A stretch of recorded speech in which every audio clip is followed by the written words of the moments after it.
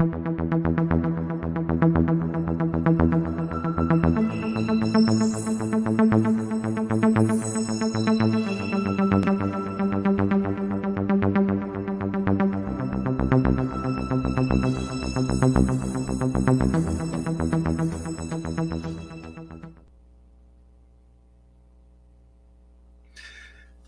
right, everybody. It is Tuesday. That means another edition of the Big Three. Kind of short staffed, I guess, as they would say. But we got you guys covered. It's myself, Dylan. Got Jordan in the chat. What's going on, Jordan? He will be back next week, hopefully. Uh, but as you can see, he'll be in the chat, and as you, the viewer, as well. Make sure you join in the chat as well. And we'd love to hear from you because we got a good show for you. Freddie, what's going on? What's going on? Appreciate Freddie? you joining in. Jordan ducking. Hey man, no, he's not ducking us. Nah, yeah, he's not feeling well. So it's just Dylan and myself. But who knows? Someone might pop up later on. Dr. Freddie, you know how you like to pop up every once in a while. Invitations open. What's going on, Jory? How you doing? Hopefully having a great night. But yeah, so this episode, we're going to talk about NBA playoffs, of course. We got to talk about Draymond Green. We'll definitely get into that. We're also going to talk about basically kind of go over the series, kind of see what's been going on. Each series has played a game already. Some have played two. So, we're kind of picking up on some tendencies with these series. I guess technically, Freddie would have to talk about the Lakers because they are in the playoffs, but it's not Lakers talk. No. We will definitely get into some NFL. We had a big signing with Jalen Hurts. So we'll talk about that in terms of what does that mean for another quarterback that's kind of out there looking for his money. We're also going to do a first-round mock draft. Because next week we're going to do our full 7-round mock. That's why, Jordan will be here. Jake, who's also actually not feeling well. Hopefully he'll be back next week as well. So we'll get into that. But this week we're going to do first round and kind of get you guys ready to go for next week with our 7-round mock draft.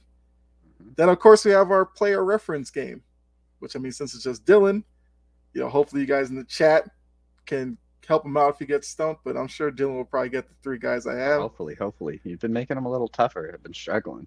I've been trying. But before we get into everything, Dylan, how you doing? I'm doing pretty as good. You are one of the ones who aren't sick, so. Yeah, thankfully. I'm doing pretty good. NBA playoffs started, so my team's a 7th seed playing your team, the Celtics. So we have a game going on right now. But overall, I'm doing well. Just been watching UFC, waiting for this NFL draft, which I'm attending. So it's getting closer and closer. So I'm getting excited for it. I'm counting down the days. Yeah. What's going on, Key? How you doing? All right. So let's go ahead. We'll do the NFL. Actually, we'll do NBA because I'll leave the NFL for when we do the mock draft. So let me go ahead and pull up the bracket. But while I'm doing that, I'll ask you this question. We've seen some notable injuries so far in the playoffs, and I think there's a couple that I want to pose a question to you as, which one do you think will have the bigger impact on their team? As we know, Giannis had the back injury. Seems like he'll be fine to play with it, but you never know with back injuries. Could flare up at any moment. And then Ja had the injury with his hand going into the game with the Lakers, and then AD took a charge or tried to. He landed on it kind of funny. Now that's going to be an issue for him. So between those two, which team should be worried more about their player? Tyler Hero also broke his hand. Tyler Hero broke his hand as well too. Well, I'll saving that one for another question. But Giannis or Ja, who it depends on longevity, but I think overall I would probably say it'd be Ja Morant that'd be hurt worse. This Grizzlies team is a good team, but this Grizzlies team is good because they were known to be a good defensive team. And their biggest issue is that they'll still have their great defensive pieces there. They won't have their main offensive scorer. This is Grizzlies team is a team that wasn't really looked at to be a favorite going into this series. A lot of people were picking the Lakers, and what wouldn't really be an upset, it's only deemed an upset just because of the seeding. I think it has to be Jaw. I mean, that's your main scorer. I know Desmond Bain can have his moments.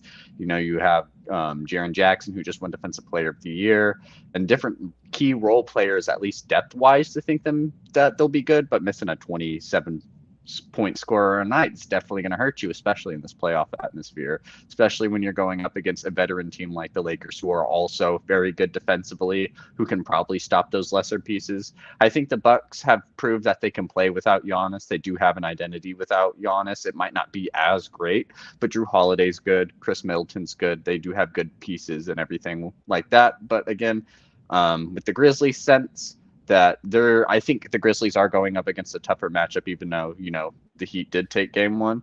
But I think overall, this Bucks team can rally. All right, so Now, Anthony what says Anthony Bucks Price said, can't yeah. win without Giannis. Yeah, I think they can win the series, but, if Giannis is out for like long term going into round two, tides will definitely change. I might be favoring the other team, whoever it is. all right. Jory says I believe AD had a slight stinger and he's fine, but Memphis ain't the same without Ja. That's Sweet. absolutely correct. And I mean, I guess I did it to myself. Hold on, Freddie. Oh, I did it to myself. I threw out the invitation. Here's the man, the myth, the legend. Freddie, what's going on? What's going on, gentlemen? How are you guys doing? good. How What's are up, you doing? coach? Good, good. Unfortunately, Jordan can't come on tonight, and I figured we can't have a show without no representation. So I had to come on and represent. I mean, I'd have kept it real about your Lakers. I I don't know would have about done that. that. I don't know about that. I don't know about that, Kyle, because you've been awfully quiet in that chat as of late. You've I been look. quiet. I've been Somebody watching been the to game. Mexico. It's just kind of Hey quiet man, right now. why you got to talk about my guy Gene like that? Look, I've been watching the Lakers. I was observing, and I've mhm, got some takes for that series. I definitely do. mhm. All right, all right. So Jordan says my guy. Yeah, all right, yeah, all right. Y'all Lakers and whatever. I mean, you got Jory in the chat too, and she a Lakers fan. Or Yeah. y'all just everywhere. All right. Yeah, we show I up. guess I need to watch what I say about the Lakers tonight. You heard me? What's up, Nah. Dylan? How you doing?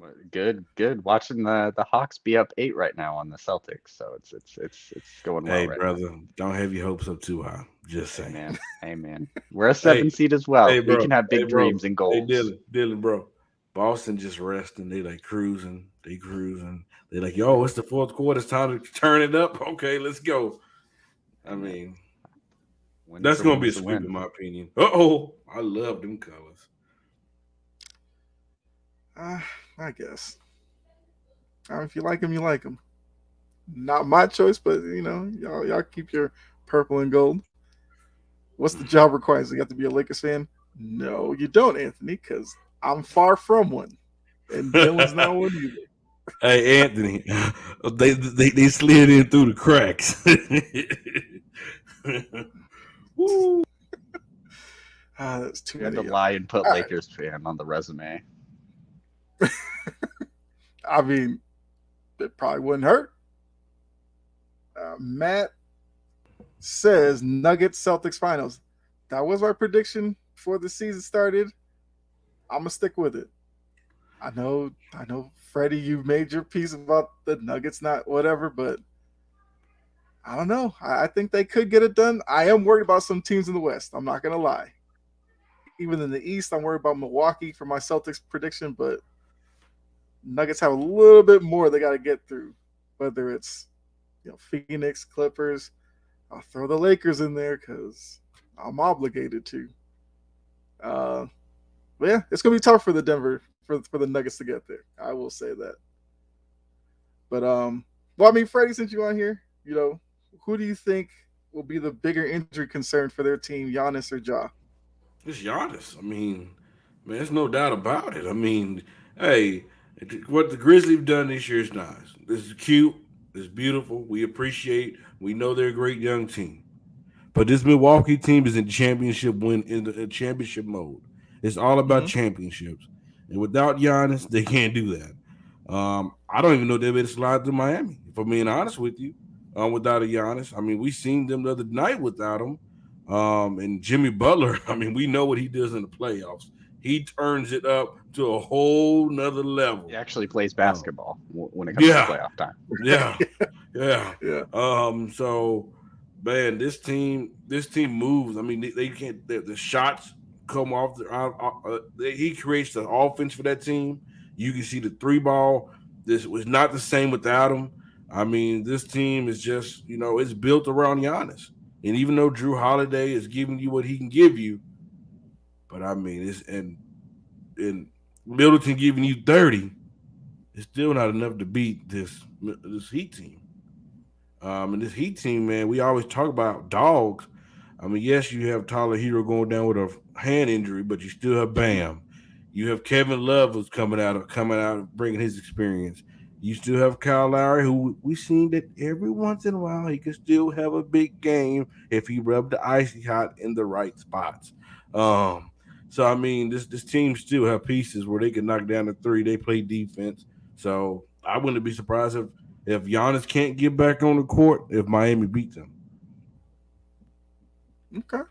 That'd be So, crazy. Has a reigning NBA champion ever lost in the first like in the first round like that to like an 8 seed? I don't think that would ever be possible to an 8 seed out of all things. I don't I think mean, it was because that's we don't get many 8 seed Hey, bro, I'm gonna tell you, these upsets. last couple of years, we've seen the craziest thing, especially when it comes to NBA champions. Check this mhm, Agreed. out: the Lakers team in 2020, the next year, boom, they're like with a playing team.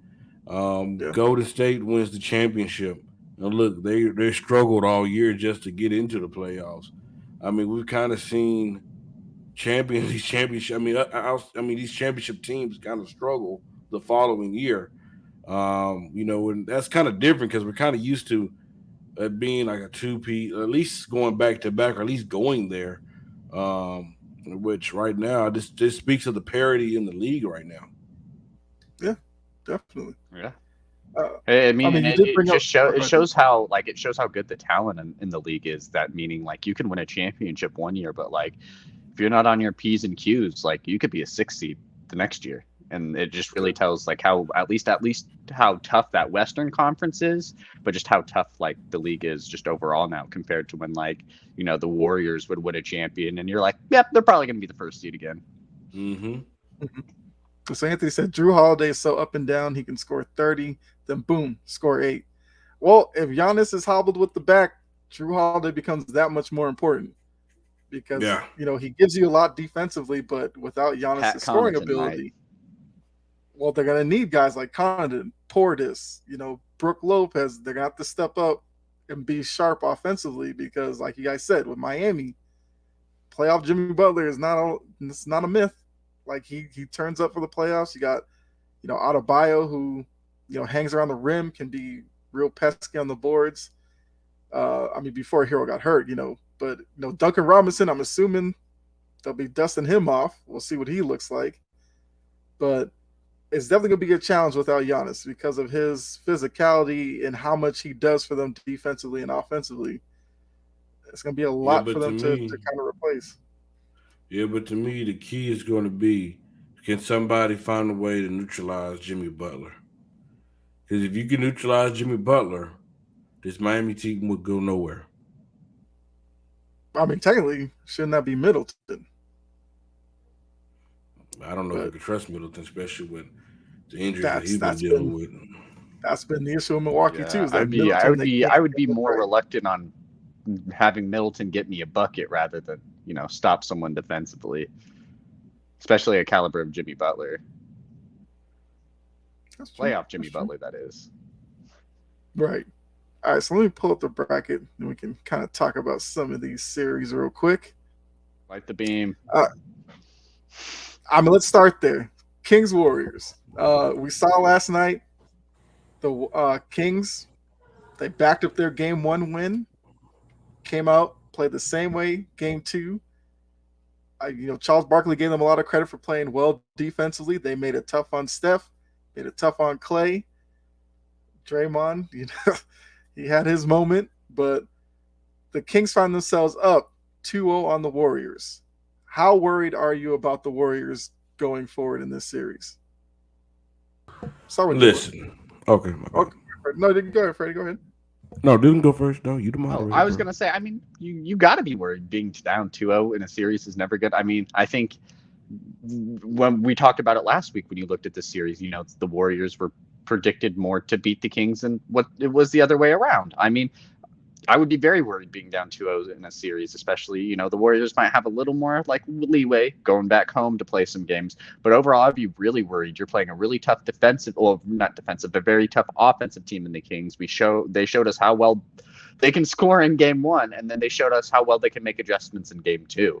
I mean, this Kings team is young. This Kings team looks like right now a lot more hungrier. I would be very worried if I were the Warriors right now. But not as much worried knowing that Draymond's not going to get suspended. You have him for game 3. Okay. Freddie? Golden State should be very worried. And the reason why I say this, because it's not just any team in the West. It's a young team that likes to play fast. And Mike Brown wants them to get even faster. I mean, he kept saying, get faster, faster, and light it up. This isn't a veteran team that like to play slow. They're fast. They have a lot of offensive weapons from the point guard all the way to the center to the pieces on the bench. Especially when Malik Monk come in the game and he started jacking shots up. I mean, this team is kind of hard to beat. And in the fourth quarter, I'll be waiting on, okay, De'Aaron Fox just won the clutchest player of the year. One clutchest player of the year. Who's going to outplay him in the fourth quarter? I've been waiting on it. Like, hey, so far, he's not just outplaying backup dudes. He's outplaying Stephen Curry. Klay Thompson. Andrew Wiggins, he played. Yep. But, man, this team is just too fast, and you got to give a lot of credit to Mike Brown. He sat on that coaching staff of Steve Kerr for 6 years, and he really soaked in. I mean, we always knew Mike Brown was a great defensive coach, but he really soaked in on the offensive side of things. And I'm going to tell you guys, I kind of have a question, and I kind of asked this question in the group chat sometime last week. I have a problem with it, but most folks don't. Before the series, Draymond Green went on his podcast talking about, oh, yeah, we're going to beat them, and we're going to beat the Lakers. We're going to play the Lakers. I have a problem with that. I don't like a player that's active in the playoffs talking like disrespecting their opponent like that. Like, and you're playing, you still go there and play the game. Even though, yes, on paper, Golden State has the better players. On paper. Nobody in their right mind will ever choose Fox over Steph Curry. Right. I mean, let's just be honest. I mean, Steph Curry is the greatest shooter of all time. But you cannot cheat your opponent. And I believe Draymond did that, and he's fueling more fire into the Kings. They already don't like each other. It didn't just start. I mean, this has been a rivalry since the preseason, y'all. So do you have a problem with a player like Draymond? I understand he have his own podcast. You can do whatever you want. But if you're a teammate in that locker room, would you have a problem with that?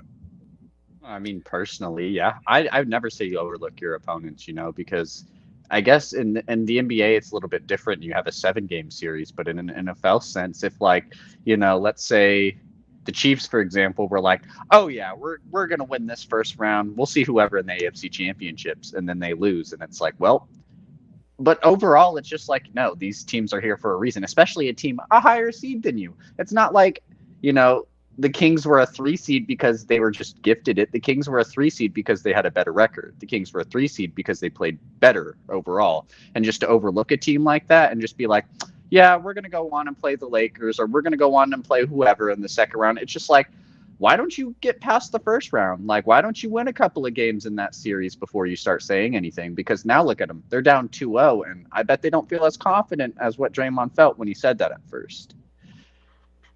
Yeah, I agree with that. I've always felt a little weird about the Draymond Green podcast or whatever it's called. Like, because even last year in the finals, when it was like after every game, he'd go like immediately to the podcast and talk about whatever. And he makes comments on there that if you're an opposing player, like I'm sure these players listen to it because he's an active player.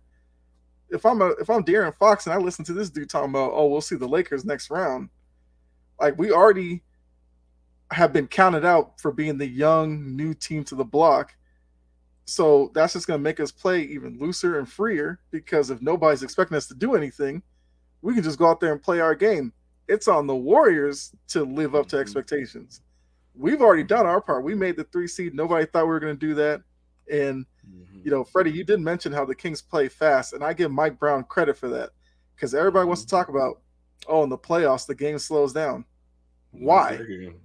if if I know my advantages were younger, quicker, more athletic, why wouldn't I use that to my advantage? Why And play to me, slow and play into the Warriors' hands? It doesn't make any sense. So I think it's been hey a Kyle, master class that bro, Brown's to been doing.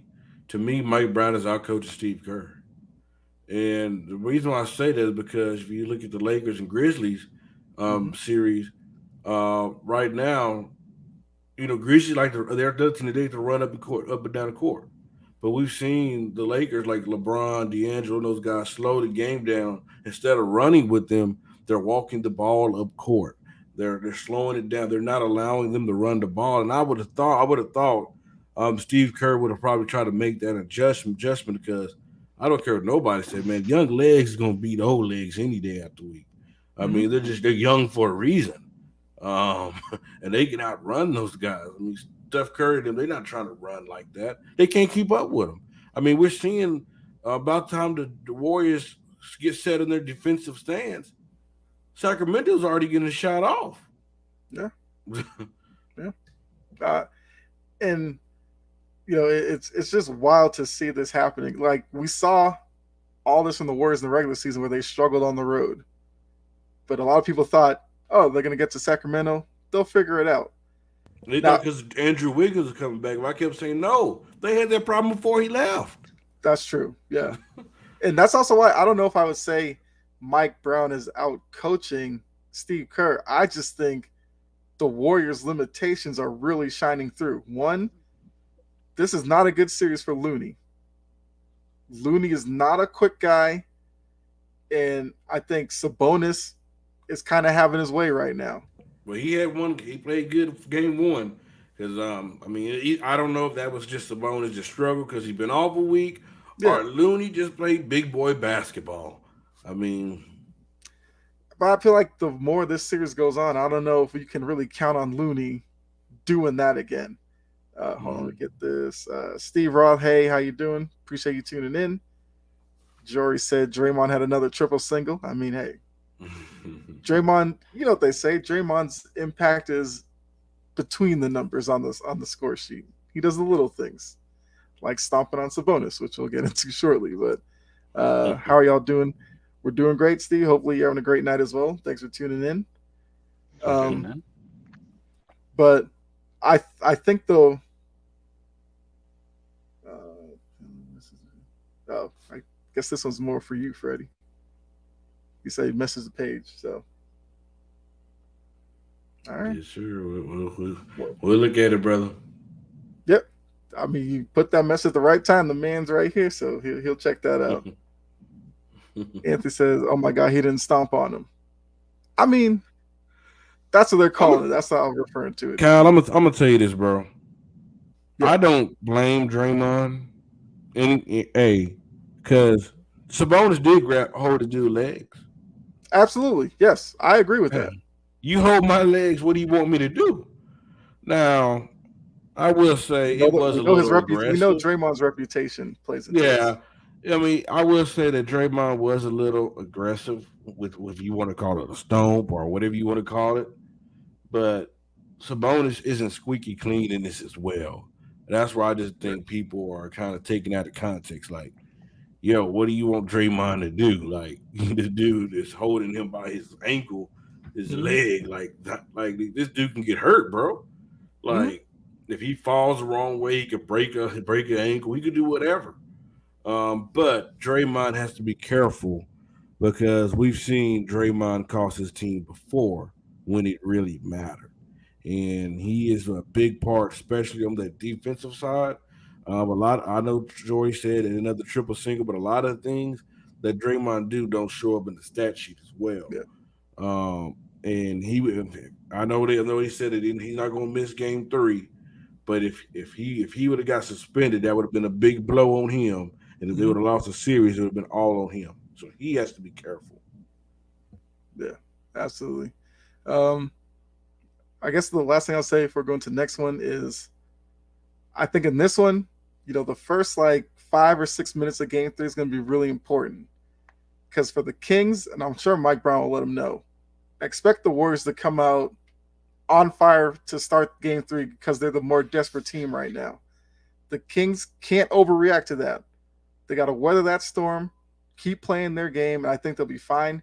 I did pick the Warriors in 7, but that was because I have to give the Kings a lot of credit, and I love the way that they're playing. I'm gonna still hold to the Warriors in 7, but it's not looking good right now for my prediction for You sure. still got it going 7? Well, I picked that on the little NBA bracket channel, so I can't change it now. But You I can change it, brother. Change it. oh, you can? No, I'm gonna stick with it. I said Warriors in 7. Ooh. I'm gonna stick with it, even though I would love to see light the beam 2 more times and move on because I think that atmosphere is great. I love. Look, I'm a big De'Aaron Fox fan and a Hold on, Cal. supporter, Are you so saying that we might have seen the last light the beam potentially as a season? Kyle.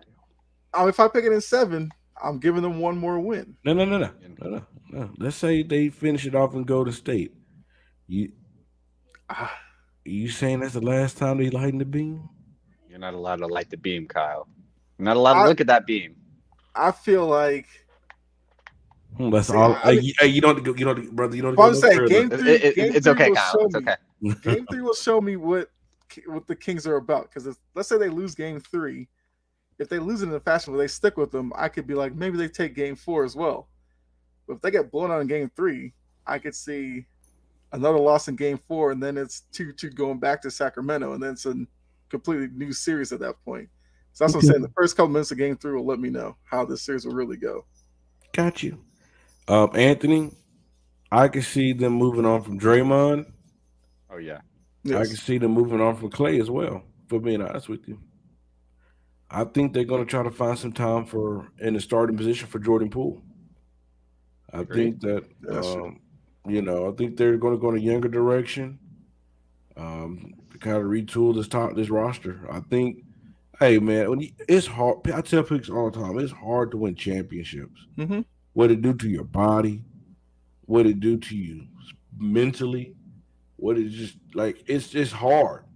And this team has went on one of the greatest runs that we've seen. And I just don't think Klay Thompson will ever be back to prime Klay Thompson. Draymond is kind of showing that he's getting some. I mean, we're being honest. He look older than LeBron. I mean, if we're just being honest. But yeah, I think it's done. I think they're done. All right. Yeah, and I mean, when you look at the Warriors, it's like, man, they've had this core group for a while. So just to be Mm-hmm. like, yeah, it's probably ran its course. It's not anything bad. It's like the Warriors did what they did. They became a legacy. They became a franchise with that core stable of people they drafted. And, you know, sometimes things happen.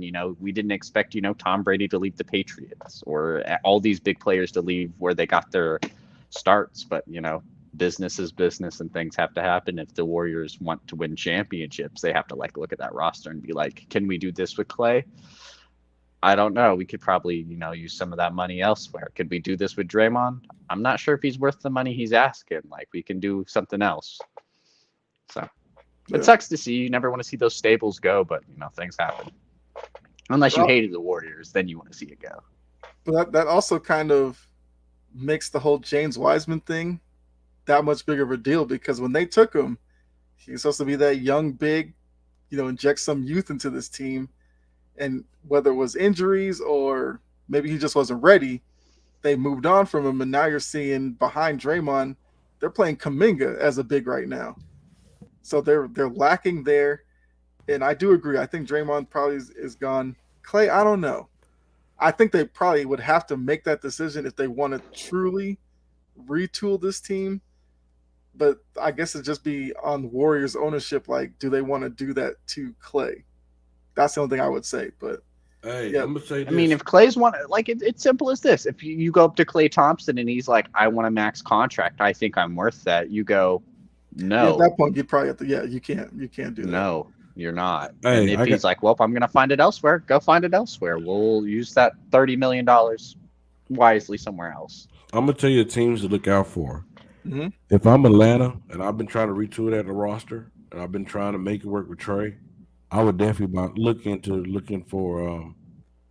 I would look to add a Draymond Green to that team. I believe he's a piece that can help them on the defensive end, but also help them offensively.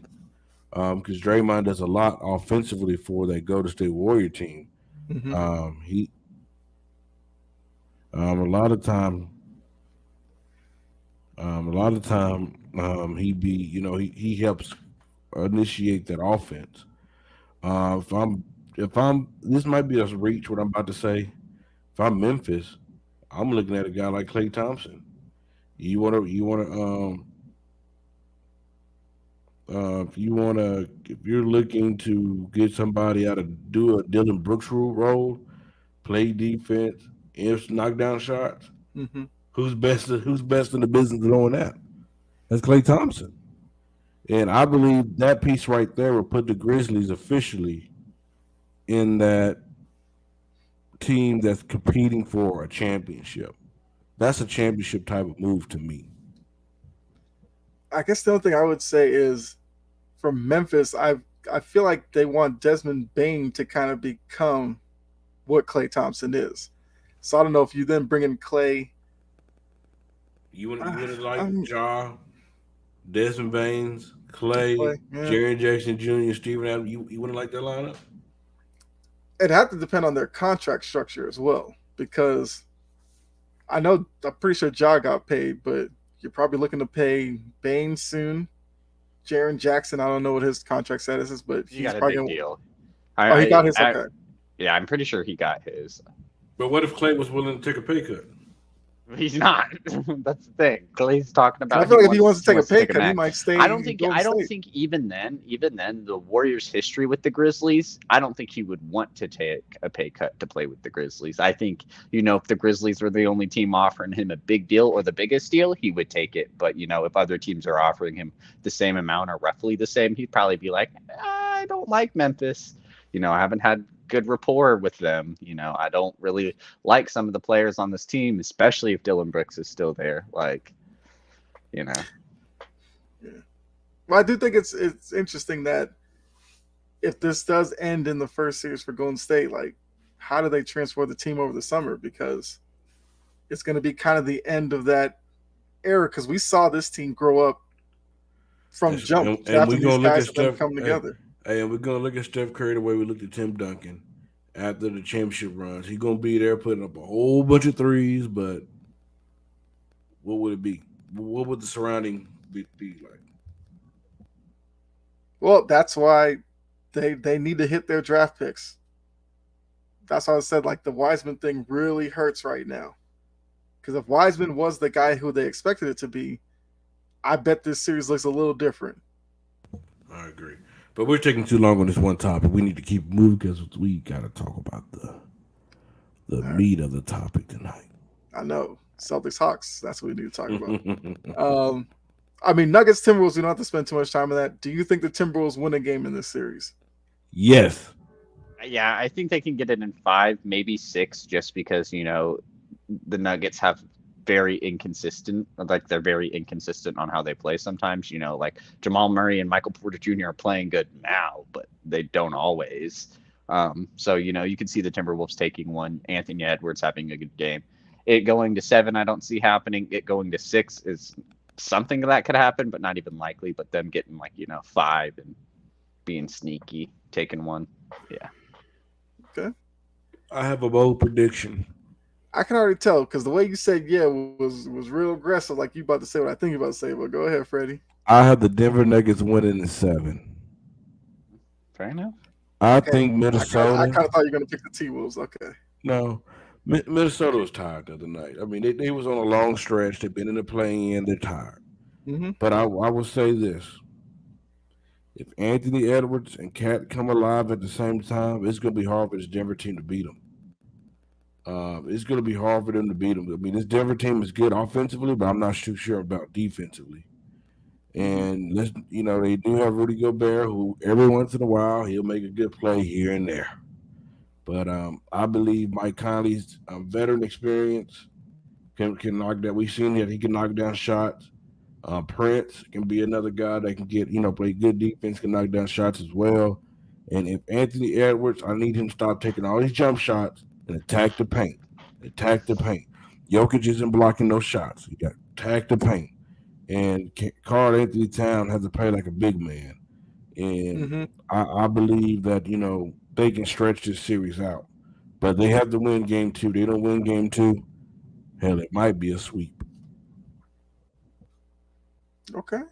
All right. Yeah.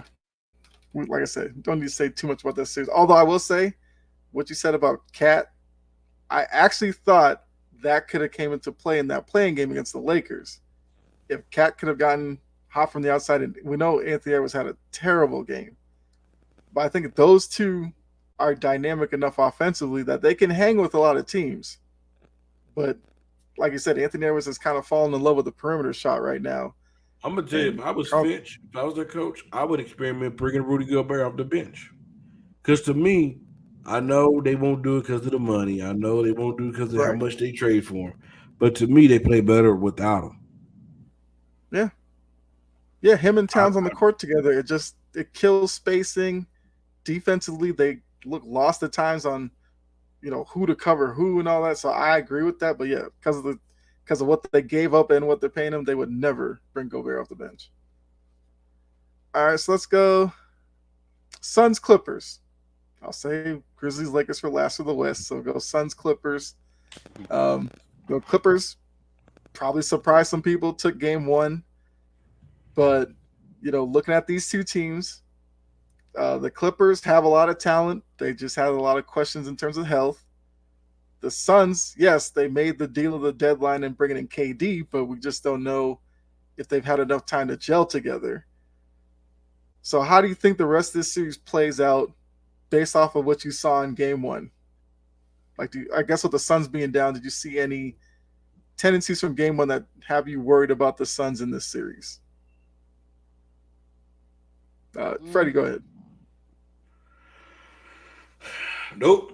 I picked the Clippers to upset Phoenix Okay. in the beginning, even without Paul George. The reason being is because Clippers have too much depth. I mean, it showed. Um, Phoenix. I mean, I'm looking at Chris Paul like, yo, yeah, you got the 10 assists, 11 rebounds. That's cute. But I need you to have more than 8, 9 points. I need you to have at least 15 to 20. He need to score at least 15 to 20 points for this team to have a chance. Because I mean, KD and Book can go for 30 each, but that's just 60 points. Mm-hmm. I mean, they need something from Chris Paul and DeAndre Ayton. I'm not sure what DeAndre. I want to pull up and see what DeAndre Ayton did to game one, but it wasn't that much of an impact. Yeah, basically to piggyback what off Freddie said, yeah, the lack of depth is obvious for the Suns. When you look at these Suns teams of like a couple of years ago, or even last year, their biggest thing is like, you had Devin Booker there. He was your main scorer. Ayton might get you some. Chris Paul's a little bit of a playmaker, but they had depth. You had Mikal Bridges, you had Cam Johnson, you had all these different players. Like even trying to think, Jay Crowder. Jay Crowder. Campaign was even playing a lot better, and it's like you had a lot of this depth, which was like carrying some nights. If Devin Booker couldn't play well, Chris Paul wasn't scoring a lot, maybe passing a lot. DeAndre Ayton wasn't getting, good nights bucket wise. And Freddie said it well. Like Book and Durant can give you 30, but that's only 60 points. And then after that, who's getting any of those points? So yeah, I mean, Chris Paul had 7 points. 7. I mean, DeAndre had 18 and 8, but I mean, they need another guy. If Chris Paul would have gave him about 15, they would have won that game. But are we sure? I'm not too sure DeAndre Ayton is going to give them 18 and 8 on a consistent basis. I mean, he haven't shown that he's that type of player that he can be consistent with that. So, and I'm looking at Kawhi Leonard, man, looking like the best player on the court. I'm like, whoa, where did this come from? I mean, he's knocking down shots. Mm-hmm. Hey, Kevin Durant came out. He started slow, and then, hey, we've probably seen the worst 3 for 19 shooting game, but it'll be probably what make the best plays of the game in Russell Westbrook of all time. I mean, the dude was a stud on the defensive end. Mm-hmm. This Clipper team just looked like they wanted more. I like Terrence Mann, the defense that he played on Chris Paul, getting under Chris Paul's skin. Mm-hmm. And it finally felt good to see somebody else doing it and compared him doing it vice versa. Um, Norman Powell's another guy that can get hot. I mean, this Clipper team just have too much firepower, and I believe that they have the better coach as well, and Ty Lue. Yeah, I agree with you I'm there. gonna go Clippers in 6, Okay. and I hate choosing the Clippers. I'm sure you do. Yes. Only thing I trust are the Clippers when it comes to my head, give me a haircut. That's about it. Oh, I mean, looking at the Suns, because I remember the morning show asked. I think they said something about Westbrook. He went 3 for 19, but he has heart, and you can't teach heart. And I think Mo might have asked, players who probably need to have Russ's heart. I think Aiton's one of those guys. If Aiton had Westbrook's heart, he'd be a dynamic low post player. It's just that a lot of times when he's on the court, he looks kind of passive. He kind of looks like he's maybe scared to overstep his bounds, especially when you have KD, Booker, and CP3. You know, Chris Paul, I honestly think the days of him dropping 15 and 20, or if I guess 15 or 20 points, kind of gone, especially against like younger, quicker guards. He's going to have a tough time scoring because all his little tricks and stuff that used to work, maybe under some of the older rules where he, do his little jump stop, have you run into him. He got a lot of free throws that way. Now it seems like for him to score, he has to work a lot harder to create openings to get his shot off. So I don't know if the Suns can really rely on him in terms of scoring. It's going to come down to Booker, Durant. It's got to be Ayton as the number 3. And then Crowder's going to have to give you like timely 3-pointers and stuff like that. I think that's the formula they have to go with, especially with their lack of depth. But unfortunately, the Clippers have so much depth that they can maybe overcome that. I mean, I did, once again, on the bracket challenge, I picked the Suns in this one. I'm probably a little bit more worried about this one than necessarily the Warriors one right now. But I think I had Suns in 7, so I saw this one going kind of either way.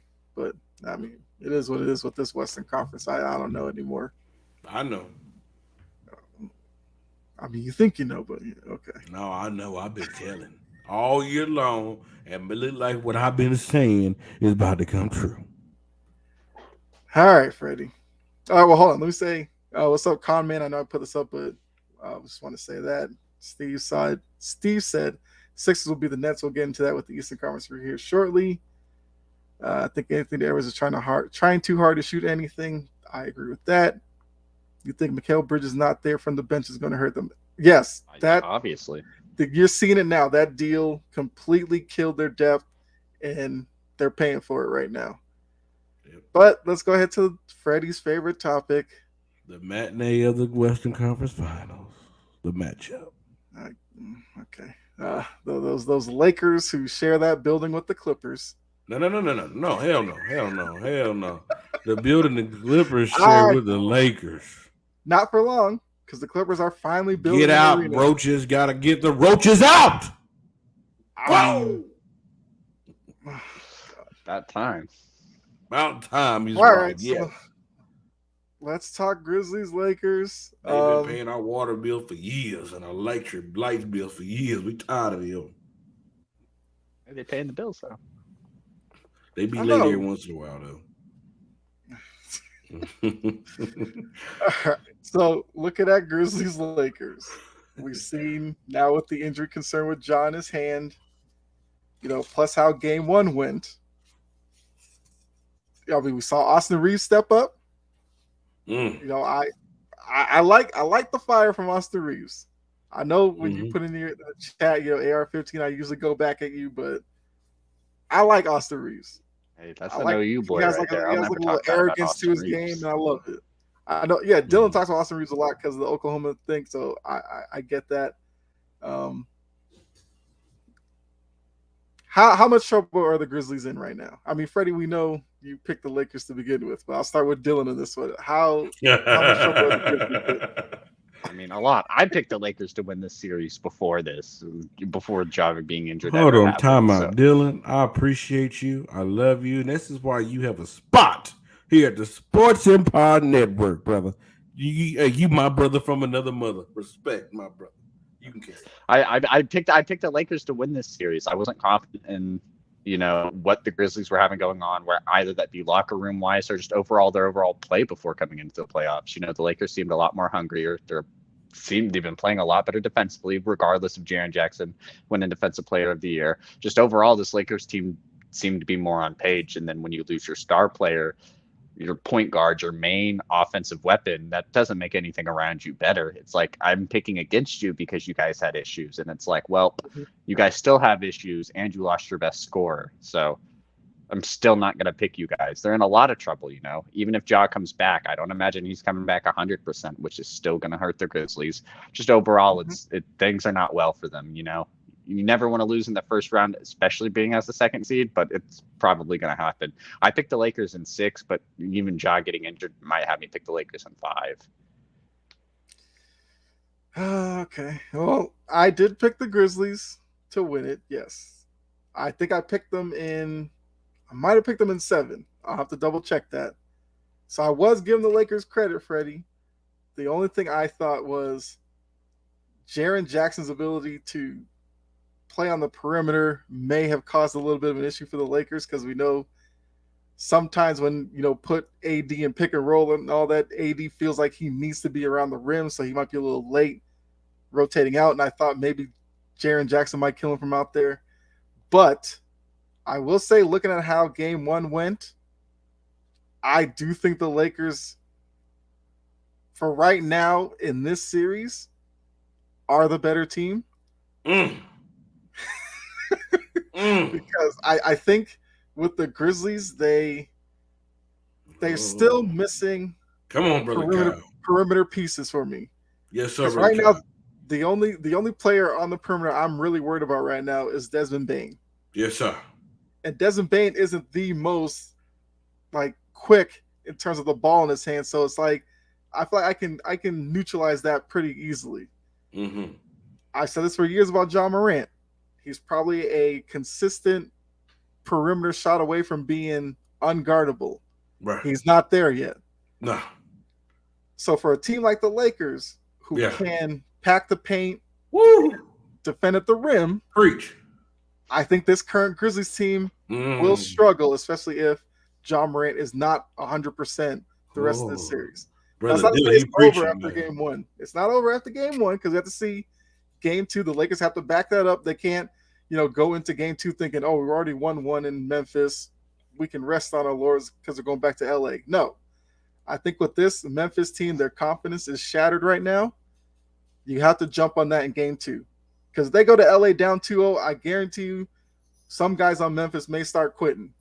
I'm just going to put it that way. So, yes, I guess for this series, you can say I'm a Laker fan. Because I do think I'm going against my own pick because I did not like what I saw in Game 1, and I do not like. I'm gonna have to screen record that. You do know that, right? You gonna be a TikTok. You do know that, right? Hey, man.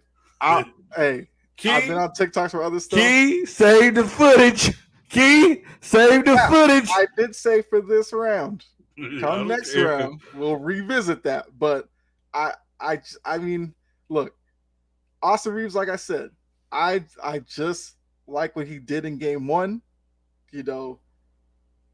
I did laugh a little with his him stuff, but hey. Anthony, no, he's not. Anthony, no, he's not. Kyle. Look, Anthony, I'm telling you, Freddie will let you know I'm the biggest person, well, besides Gene probably, who likes to talk about the Lakers. And all of a sudden, he going to Mexico. This Memphis group, I didn't like the whole Ja talking about he's only worried about the Celtics. I didn't like that. I don't like the way that this team has kind of elevated themselves to a level they haven't reached yet. And, guys like Dylan Brooks in that, I feel like the more this series goes on, Dylan Brooks is probably going to be more worried about trying to be the tough guy than actually scoring. And I could see him getting into some technical troubles in this series. So, Anthony, look, if you're saying I'm taking it too far, I did also say game 2 is important for the Lakers to continue playing from game 1 and take game 2. If Memphis ties it up in game 2, makes it 1-1 going to LA, I would feel more confident with Memphis. But as I'm sitting here right now, I think the Lakers may end up taking game 2 as well. And Dylan did say, we'll have to see with Ja in this hand, because Ja's not sounding too optimistic with his hand either. So, Anthony, you're going to tell me you take Ja off this team, you think they have another dynamic ball handler, another guy who can get to the rim that's going to replace Ja's production? I don't see it. Can I go? I think that's the biggest thing for Memphis is Ja can get into the paint and kick it out to guys. If you take him out of that, I don't see how this offense works. Go ahead, Freddie. Beginning of the year, I told y'all what we was going to do. Kyle and others.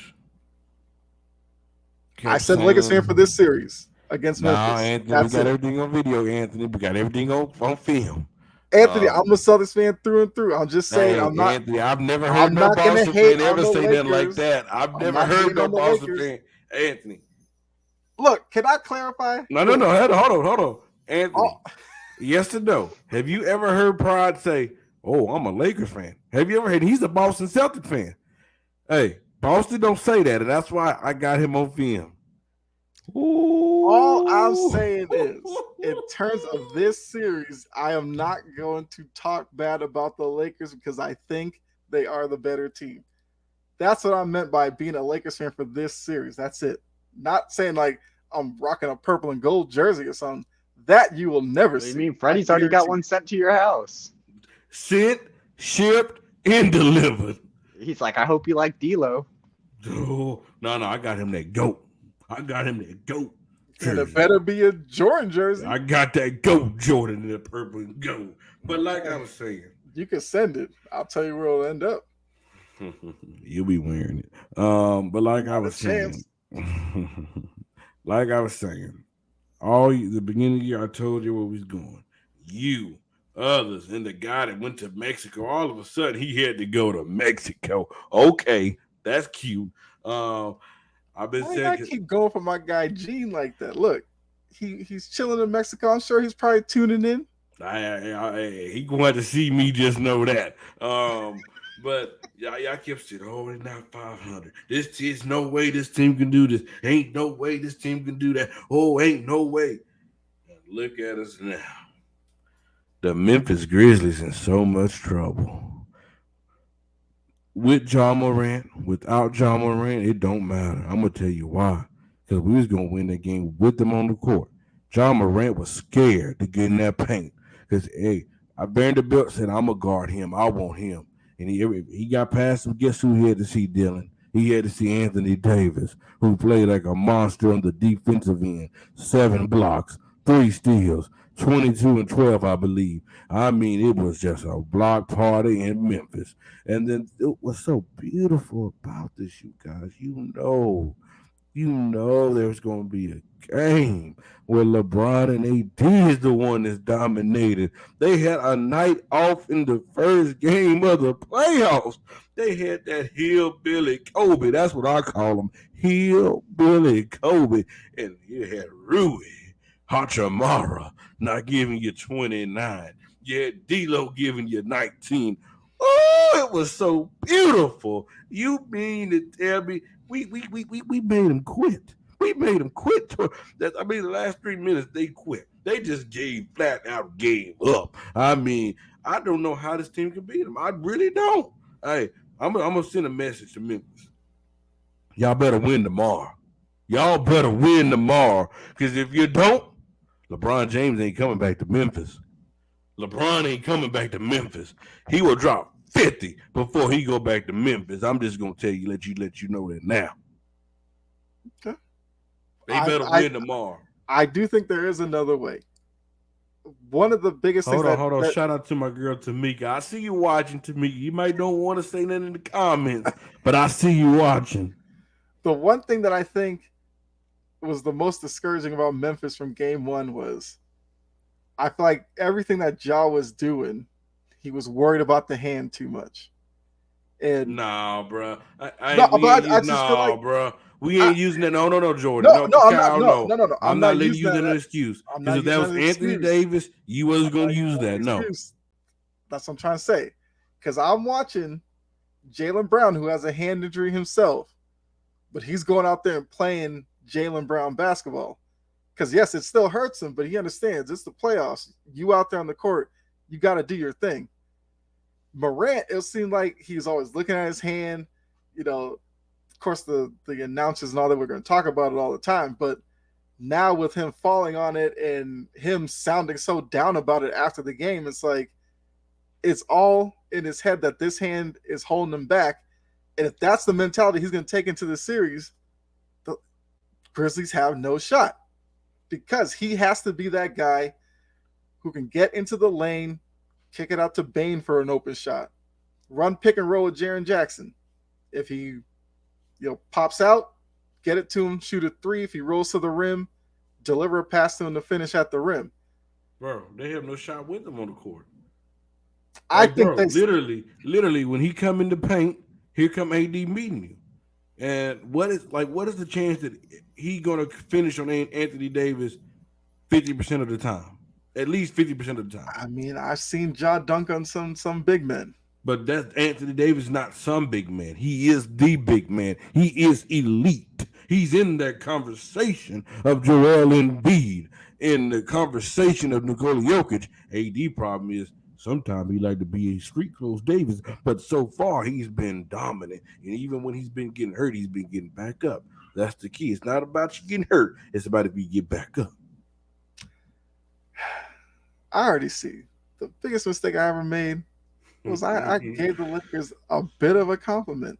Ooh, you gonna be on TikTok, my brother, and I'm gonna wear that video. Wow, I'm gonna wear it out. It's Every time okay. I do a show It's with you, okay. I'm gonna play that I'm not video. hiding from it. I will not hide from it. Oh, this is I will Cal. I'm a defend Laker myself. fan. I'm a I will Cal. defend myself. I will defend myself. It's all good. Also, don't let Memphis come back and win this series though, because trust me, I'll be the first one to say something about that. But we'll move on from there. Let's go to the East. We'll save Celtics Hawks for last, since Dylan and I have invested interest in that series. Looking at the Bucks and the Heat, Giannis has the back injury. Seems like he'll play through it. Tyler Hero is out 4 to 6 weeks with his hand injury. But we've seen the Heat team in game one play like the Heat team that it makes them so frustrating to watch during the regular season, because we don't get this Heat team night in and night out. They kind of coast through the regular season, then they look to turn it up. Hold on, Cal. My brother Jordan's here. I want to say, Jordan, you missed it. Kyle came on air talking about I'm a Lakers fan. I'm a Lakers fan. I'm a Lakers For the fan. series against Memphis. No, you said it, bro. That's Anthony literally Price, what I he said. heard you. Hey, Anthony, man. did you hear him? That's what I said. Verbatim. Dylan, For he's in the trouble. series against Memphis, I said I will root for the Lakers against Dylan, he's in trouble, Memphis. isn't he?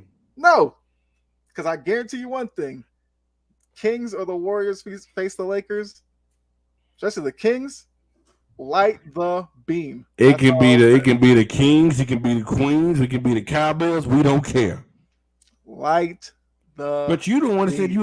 you a Lakers fan. What are you talking about? You don't want to say that Against Kyle. Memphis. You don't. I don't care. You said I'm a Lakers fan. Kyle, I just said I have the Lakers winning the series. I didn't mention anything about a fanship. I didn't mention anything about that. Or against Memphis, because Dylan and Jordan will know. I'm not the biggest Dylan Brooks fan for Memphis. It's So all right, I but can you root you for a the Laker Lakers fan against though. You a Laker fan though. You said it, against brother. Memphis. I I don't said care. I don't care about that. You said I'm a Laker fan. That's you all that should matters care. to me. Hey, put it on TikTok. I'll be in the comment every day. Like they try and you sell me on this one. you see that That's boss all I that 36. say. I'm Speedo left, Kyle, still a y'all. Celtics fan. Exactly, because I know my Celtics will be in the finals, not y'all. There, I said it. I'm not in the family. Welcome to the family, Cal. Nah, Welcome to the family, Cal. I'm Woo. the way off the preservation distant cousin that y'all don't even know is around, and I'm not even claiming y'all. Just on occasion. This Hey, is one y'all, of I those got to occasions. roll, but it was a great time coming on, y'all. All right, Freddie. Appreciate you coming on. Yes, sir. All right, so Anthony says the Memphis Gods can't save you now. It's over. Just don't sign for any packages. Might be late. I already told Freddie if I see something from Freddie, I'm returning it. I'm Right, not opening that. it's gonna say NBA shop, and you're gonna be like, oh, what did I get? And it's just gonna be a giant LeBron jersey. And I guarantee you, I will put it out on the front lawn, say free. Somebody could take it. I'm not putting that in my house. Nope, not at all. Um, all right, so Bucks Heat. Dylan. I guess looking at that series, I think we talked about it a little bit earlier about Bucks missing Giannis. Do you think the championship pedigree of the Bucks as well, and they've kind of been through this battle as a team, making it deep into the playoffs. Do you think they prevail against this Heat team, or do you think we get more of what we saw in Game 1 and the Heat can pull off that 8-1 upset? I'm still sticking with the Bucks in this one. Let that game one. Let's not forget Max Strus just went absolutely nuclear from three that night. That's not something you can probably bet on to consistently get from him. Maybe he might have another good game or so like that, but having Max Strus at 6, 7 threes in a night consistently in a playoff atmosphere. Do you think that's going to happen when they get to Milwaukee? Who knows? It really depends on Giannis, but we've seen this Bucks team prevail before. I mean, just not having him is going to hurt a lot. If Giannis isn't out for the series and he comes back by, like game 5, game 6, because we'll obviously get to that point, at least to game 5. I still think, if the Bucks can win one, win the second game or win this third game, or at least get to a point where, when Giannis is 100% healthy and he's back, I feel like it's no question. I'm still taking the Bucks in this one. I think I picked the Bucks in 5 or maybe 6, but overall I'm still probably going to pick them now in that like 6 or 7 range. I still think it hurts, but the Heat losing Tyler Hero isn't helpful on that aspect as well. So both sides take a hit, and if I'm looking at each team, do I think Max Stress is going to be as consistent as he was, plus pick up Tyler Hero's slack? Is Duncan Robinson going to do that? Is Kyle Lowry going to do that? Those are a lot of question marks. But when it comes to this Bucks team, we've seen Chris Middleton score at an elite level pretty consistently. Andrew Holiday can do it as well. So just looking at that, I have to stick with the Bucks, especially being that 1 seed. They make it as the 1 seed not just solely because Giannis did everything. It's the pieces around him that meshed well, and this is their time to step up. So I'm going to still take the Bucks in this series. Yeah, I agree. I still think the Bucks are okay for right now. If we get more of the same in Game 2, I probably still wouldn't even be worried about that because we've seen Giannis come back from injuries that seem like they should hamper him. I mean, take the knee injury in the Hawks series a couple of years ago. I thought he was done for the playoffs after that play. He was literally back the next game looking like old Giannis. So, whatever, chamber he has to jump into for his healing powers, maybe he's live action Wolverine. I don't know, but he seems to come back from these injuries without showing any signs of it. So I fully expect the Bucks to get back to Bucks basketball, and they beat the Heat. So I agree with you. I think the Bucks are fine. Let's go Cavaliers Knicks. One of those series that I think a lot of people were excited to see. Game 1 did not disappoint in any way. Looking at this series, though, I will say I found late in the game, I thought the Cavs kind of reverted to Donovan Mitchell's time in Utah, where they kind of stood around and watched him and hoped he would bail him out on offense, which didn't work in Utah. And if that's what they're going to try to do in the playoffs, it's not going to work in Cleveland, to be honest with you. But after game one, are you buying into the Knicks? Possibly. I mean, it'd be a minor upset since they're the 5 seed, but I mean, are you buying into them more as a team that could possibly move on from the first round? I mean, yeah. I mean, I'm pretty sure I picked the Cavs in this series, but I'm pretty sure I picked the Cavs in 7, and that's because I felt like the series out of all the series were going to be the closest. I thought it was going to be the tightest. It was going to be the biggest toss-up to me out of all of them. So overall, just seeing the Knicks dominate, it's a good sign. I think they can easily get over this, if they can keep playing the way that they did. I do agree with you in that fourth quarter. It kind of seemed like the Cavs were just like, let Donovan Mitchell do that, and that shouldn't kind of be the way they do things out from now on, because this Cavs team's good. We know they can do it without Donovan Mitchell. They were a great team before they even made that trade for Donovan Mitchell. They have playmakers in Darius Garland, who is an amazing scorer. They have just overall great players outside of just Donovan Mitchell that need to step up as well. I think, the Cavs kind of took the Knicks a little bit lightly, not maybe thinking this matchup was going to be as tough as it might have possibly been, but overall this Knicks team is hungry.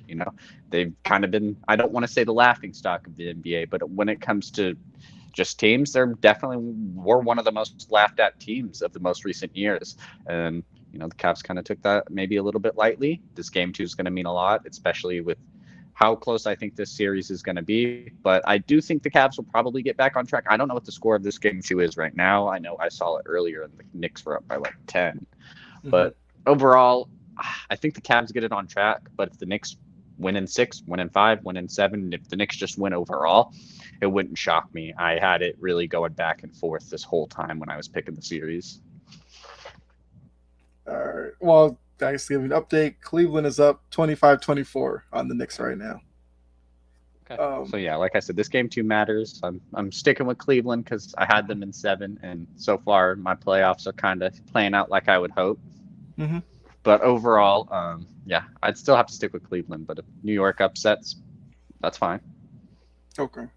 Yeah, I mean, game 1 in this series was so entertaining. The back and forth, the physicality of these two teams, which, I mean, when you're dealing with a Tom Thibodeau coach team, they're going to bring the physicality. And it's going to be whether or not, like Jared Allen and Mobley, who are going to be asked to do a lot of the dirty work down low, whether they can handle that or not. Because we saw also in the game, Josh Hart was getting offensive rebounds. Mitchell Robinson, we know, is already a handful on the boards, but Cleveland can't lose the rebounding battle to this Knicks team, because if they do that, I think they're going to be out kind of early. Because with the Knicks, they don't have necessarily the best perimeter shooters, but they have a lot of guys who can rebound. So if they get second chance points against you, then they can really hurt you. So that's going to be the key for Cleveland going forward. I still think Cleveland gets it done, but I would like to see them get Garland involved more. And I think Mobley as well. Mobley can do work offensively. I just did not like the standing around and watching Donovan Mitchell. I wasn't a fan of it in Utah. Don't want to see it in Cleveland either. But I still think they'll probably be fine. I think it's definitely going to be a 7-game series for sure. Sixers Nets. I mean, Sixers up 2-0. The Nets just look overmatched in this one. I will say one thing about the Nets, and you can tell if you agree or not. I think the Nets did well out of the KD trade, but going up against the Sixers, you're gonna find out that they have a lot of 2s and 3s. They need that lead guy. That's what they're missing, and they'll be fine.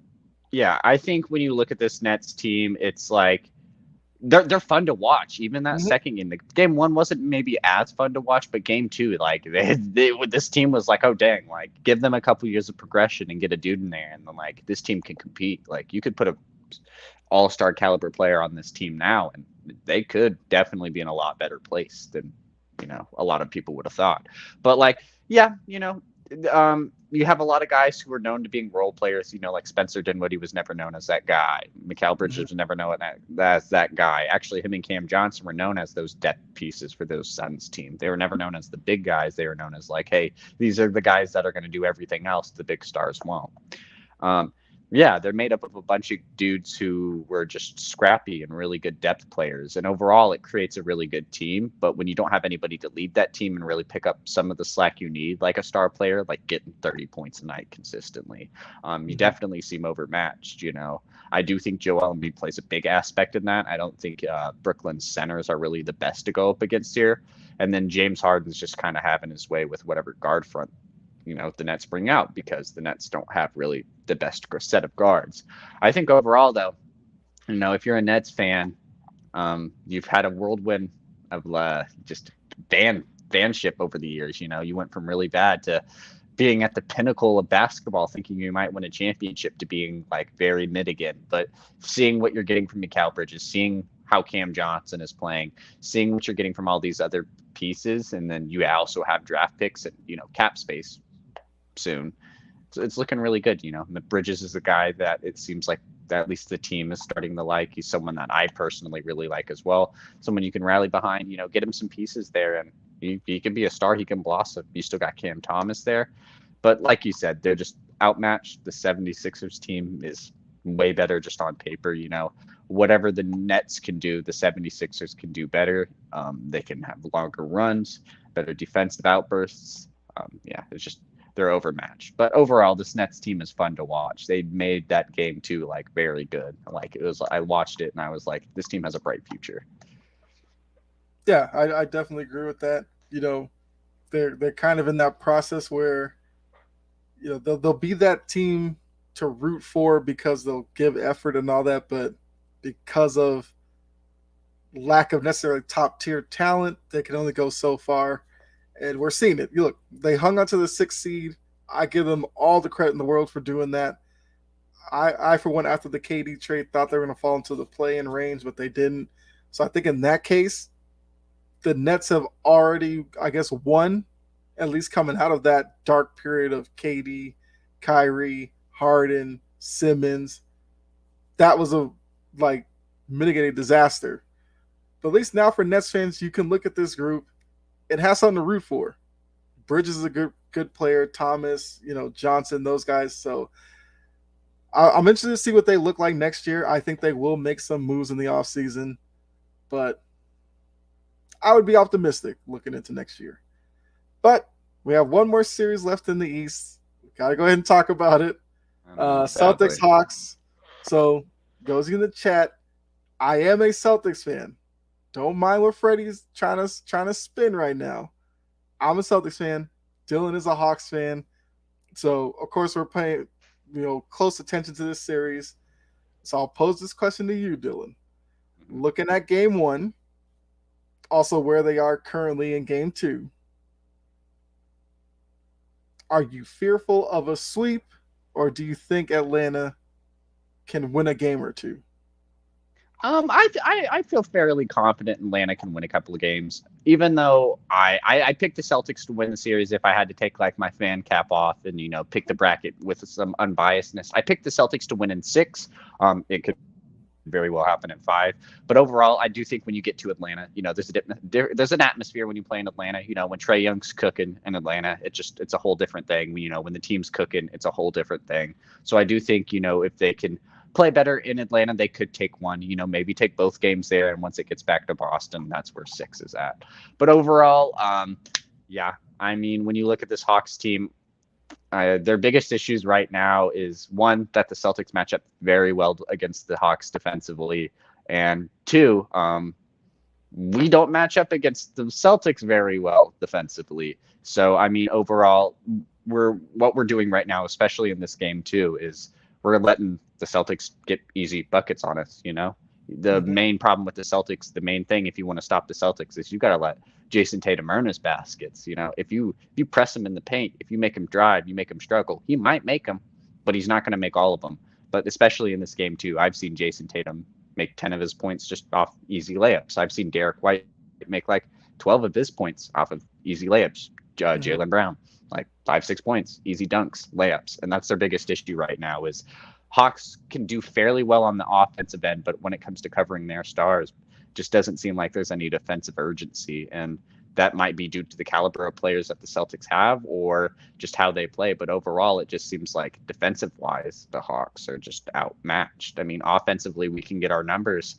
I think if we had a better defensive look, we could make this series tight. But it's like, it's harder. It's harder to stay close in the games when you're down 20, and probably 20 of those points were because you let just Jason Tatum go to the basket. You let Derek White just go to the basket. You let Jaylen Brown just go to the basket, and that's the Hawks' biggest issue right now. Is the same game plan that they needed to put on the Heat to win the game one is the same thing they need to do now.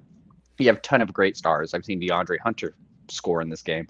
John Collins, if you get him to stop shooting random threes everywhere, he can be a good piece. I mean, overall, this Hawks team has pieces to make it very interesting and flirt with the idea of an upset. But their main identity is to run through Trae Young, and when people know that, we see examples of game one where Trae Young didn't have a great game offensively except for his free throws. And when you can get other pieces like Sadiq Bey is hitting three, Bogdanovich is hitting three, John Collins is doing anything else but shooting threes. Everyone else is kind of having their roles. This Hawks team's pretty good, and that's what showed in that game one against that playing game against the Heat. But when they run their offense Trae Young centric wise and don't pick up on them easy mistakes, that's their biggest issue right now. Like, for example, I just watched Trae Young miss a wide open floater, and you can't be having those mistakes in the game. Just simple mistakes against the number 2 team, you're going to lose. Dropping the ball, taking bad shots. Mm-hmm. Just a lot of separate things. And the Celtics, I mean, a championship caliber team will pick up on mistakes like that, and they will thrive off of them, especially if they're beating you on the offensive end. So, right. Yeah, I mean, looking at this, I figured the Celtics were definitely the better team coming in. For me, I think with the Hawks, it's like I've said this for years now, and especially being down in Atlanta, listening to sports radio and all that's down here, like they've made Trae Young seem like he's untouchable, and I feel like that's the wrong way to go about all of this. Especially in today's NBA, it is hard to find a team that's being led by an undersized guard that is making a lot of noise in the NBA today. And it's fine if you want him to be a focal point, but you have to get like a wing player or at least a big man that's just as big of a part of the offense as Trae Young is if the Hawks want to take the necessary steps to be a championship team. They brought in DeJounte Murray. I love that move. I was a big fan of that move. But now I need Quinn Snyder to take some of the liberties that Trae Young has in terms of bringing the ball up and kind of killing the ball at times on offense. Transfer some of that to Murray, because Murray played under Popovich. So did Derek White. Those are guys who Popovich teaches, like, you have the ball, make something with it. If you can't move it, move yourself. And too many times Young kind of dribbles out way out on the perimeter, and then it kind of gives defenses times to get set and really lock in on defense. Or he takes like, was it 35, 40-foot threes, and to be honest with you, this year he's not really knocking them down, but I mean he'll still take them. And that's also deflating it's got to be deflating for other guys on that Hawks team, especially John Collins, who now is a glorified corner 3-point specialist now. Man, I've seen him shoot like 6 threes in today's game and not make a single one. Because no team is afraid of him out there. And it's probably the funniest thing I saw on Twitter. Before the series started, there was this Hawks fan that was going at it with somebody. He was just like, who are the Celtics going to put on John Collins in a 7-game series? And I was like, this is the same John Collins who's been in trade rumors for like 3 years now. He's not really part of the offense. Why would the Celtics worry about him? And like you said, if he's going to shoot threes all day, have fun.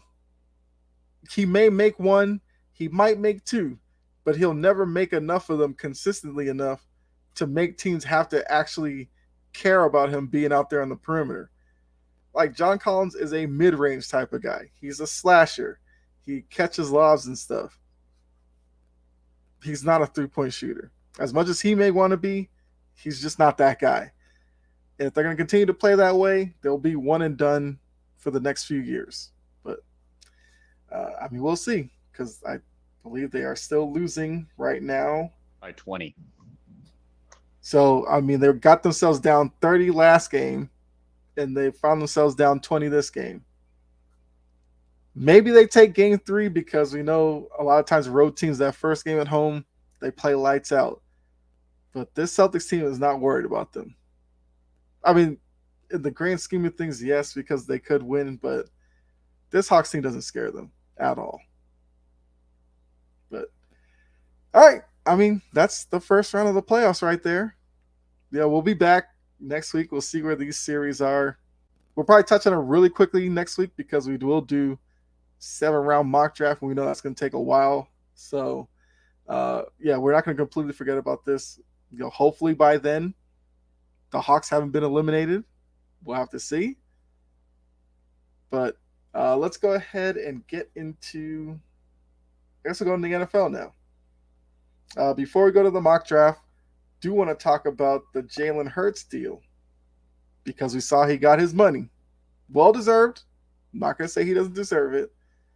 Was it 5 years, 250, but like 180 is guaranteed.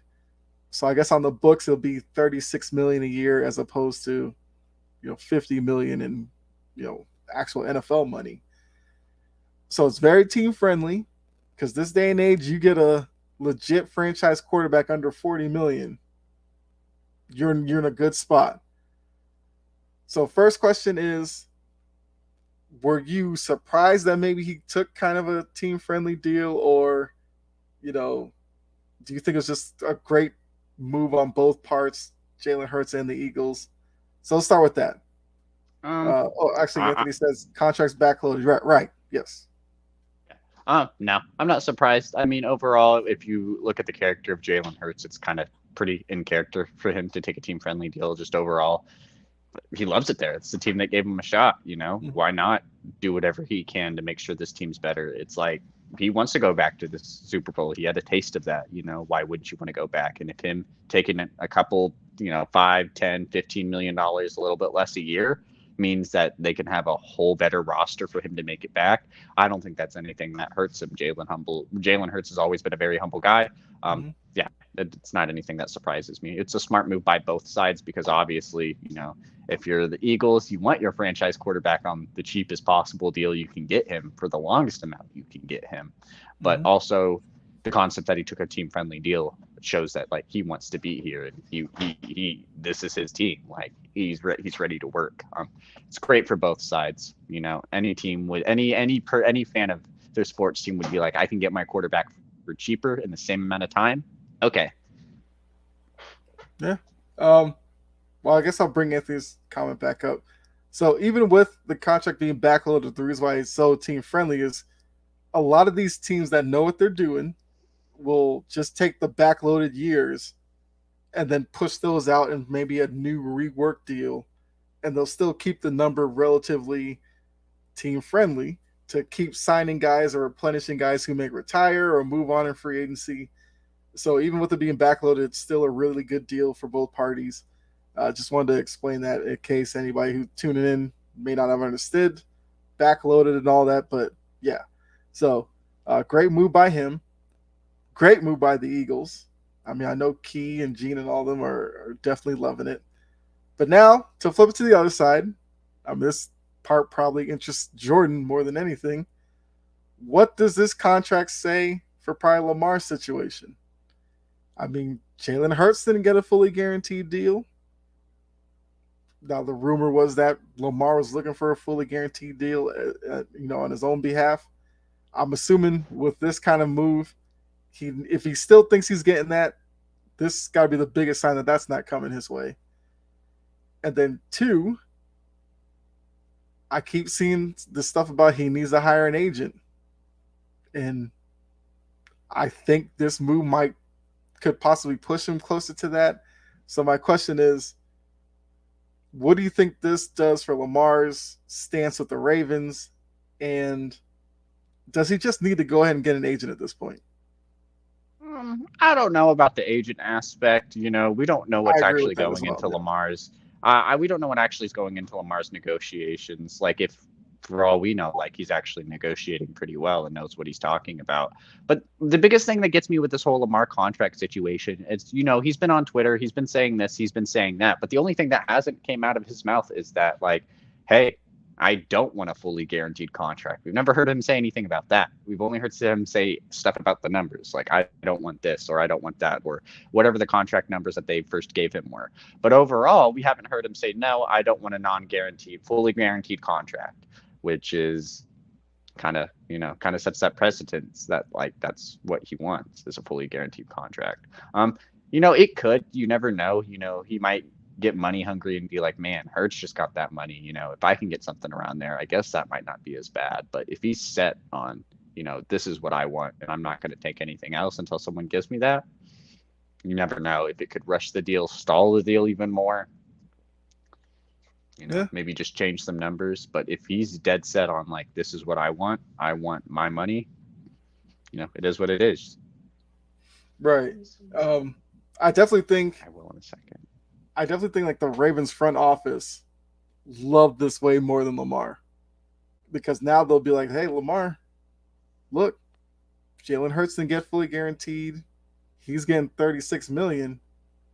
That contract we offered you, let's just assume their contract was kind of around that area. Maybe the guarantee was a little bit less than Jalen Hurts. The Ravens would be like, I mean, look at Jalen Hurts' market. It's not like our offer was so much less than that. You might want to just come back and sign that.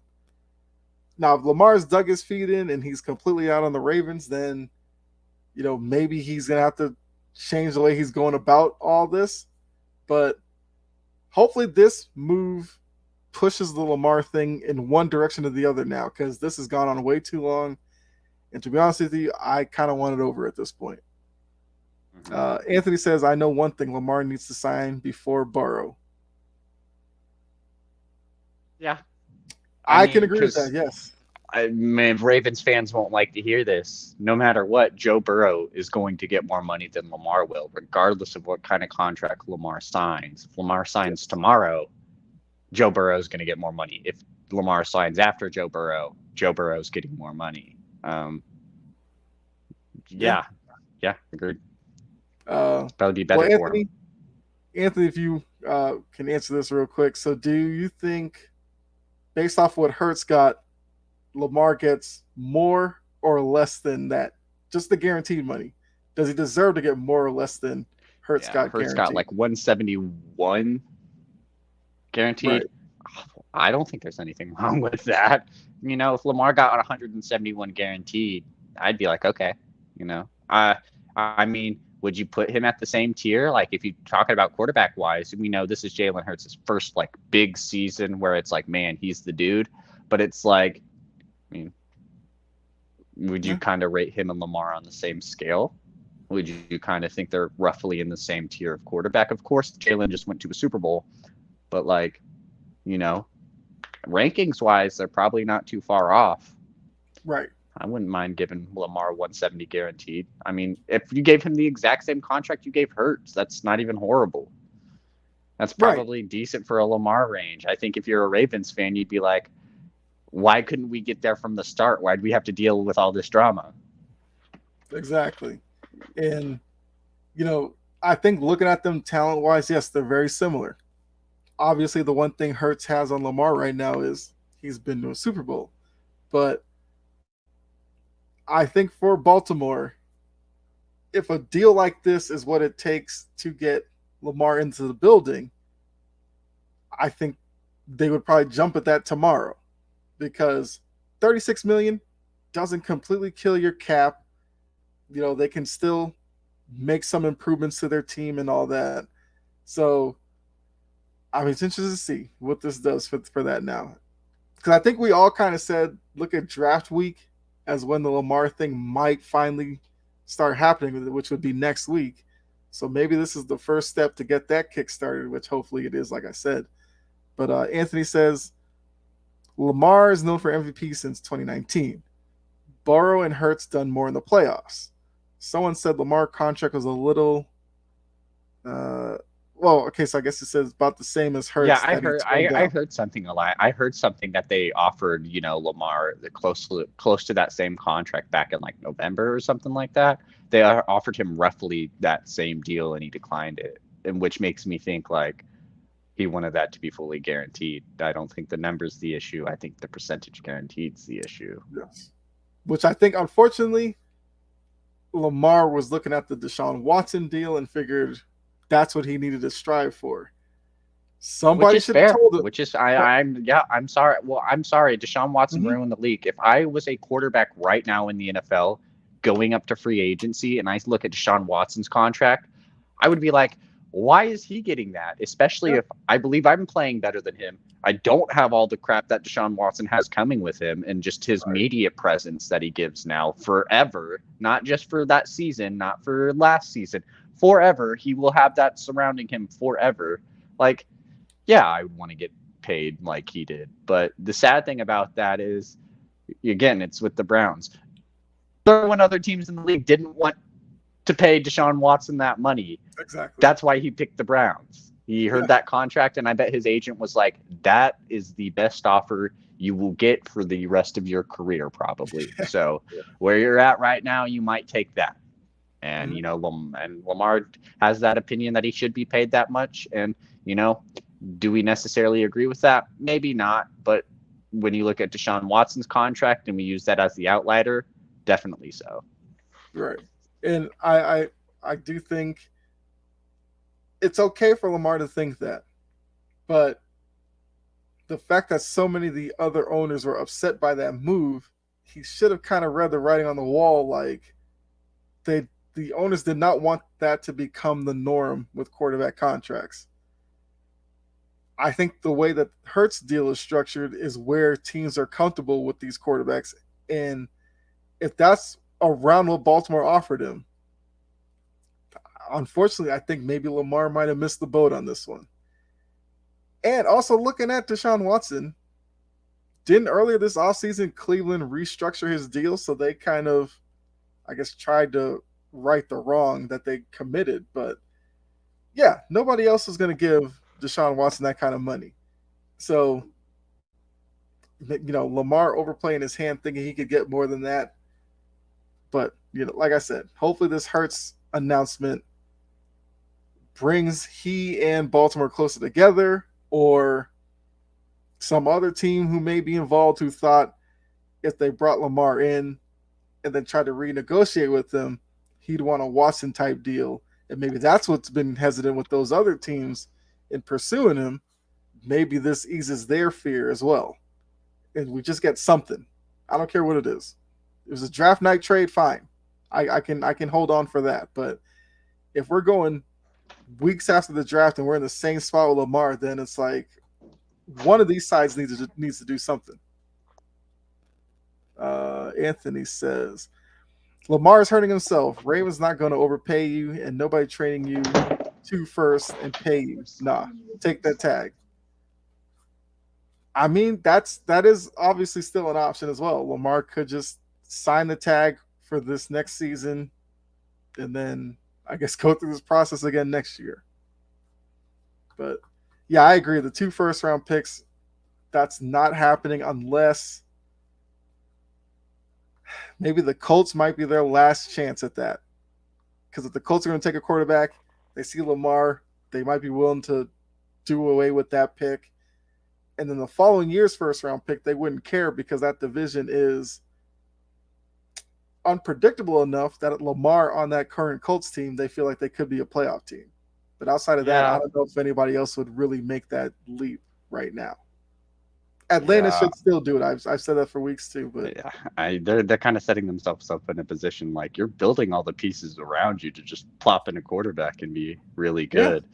But they're like, nah, Ritter's it. I mean, agreed. I don't think anyone spending those two first round picks on Lamar. I don't think anybody wants to. Hmm. The Colts is an interesting idea, but I mean, I still think they're probably set on one of those four quarterbacks. Maybe Right. if Tennessee jumps them at like three, that's where I could see maybe, the Colts being like, screw it, we Hmm. didn't get the guy we wanted. Tennessee robbed us. We're angry. Like, let's go get Lamar. But other than that, I mean, Yeah. Maybe that's where Atlanta comes into play. Because, like you said, their offseason has been too active for me to think they're going to turn around and hand it over to Ritter again next year. So if maybe the guy that they want doesn't slide to them at 8, or they're not able to move up to third, whereas Arizona's selling that pick, then maybe when 8 comes around, maybe they draft a quarterback that maybe Baltimore would want in a type of trade like that, and maybe that's what gets it going. I don't know. Maybe Anthony Richardson's a guy Baltimore likes, and they don't think he'd obviously fall to them at 24. But if Atlanta were to take him at 8, and then maybe that gets a trade going, I don't know. It's too much. Uh, Arizona and Texans. Myself, I did see that today that the Texans are open to trading their pick as well. I want to tank for Caleb Williams. That might be it. I wouldn't be mad at it necessarily because they'll get more picks. They can kind of build a team around them. You throw Davis Mills out there for this year, let him get beat up some more, and you tell me next year Caleb Williams joins that team. Okay, I wouldn't be mad at it. I'd respect the process. All right. I just realized I had this NBA stuff up there while we were talking NFL, but that's okay. Um, yeah, so let's go ahead and do the mock draft. Why not? Let me get it set up here. So since we're doing just the first round, I feel like what I'll do is I guess I'll select us to control every team. That way we can kind of dictate how the first round goes instead of us just picking for our teams because it'd be Quick. I mean you'd have 30 like seconds. 2 picks, I'd have one. Like, what'd be the point of that? So let's go select all 23. And why is it acting slow right now? All right, there we go. Just doing one round. Go.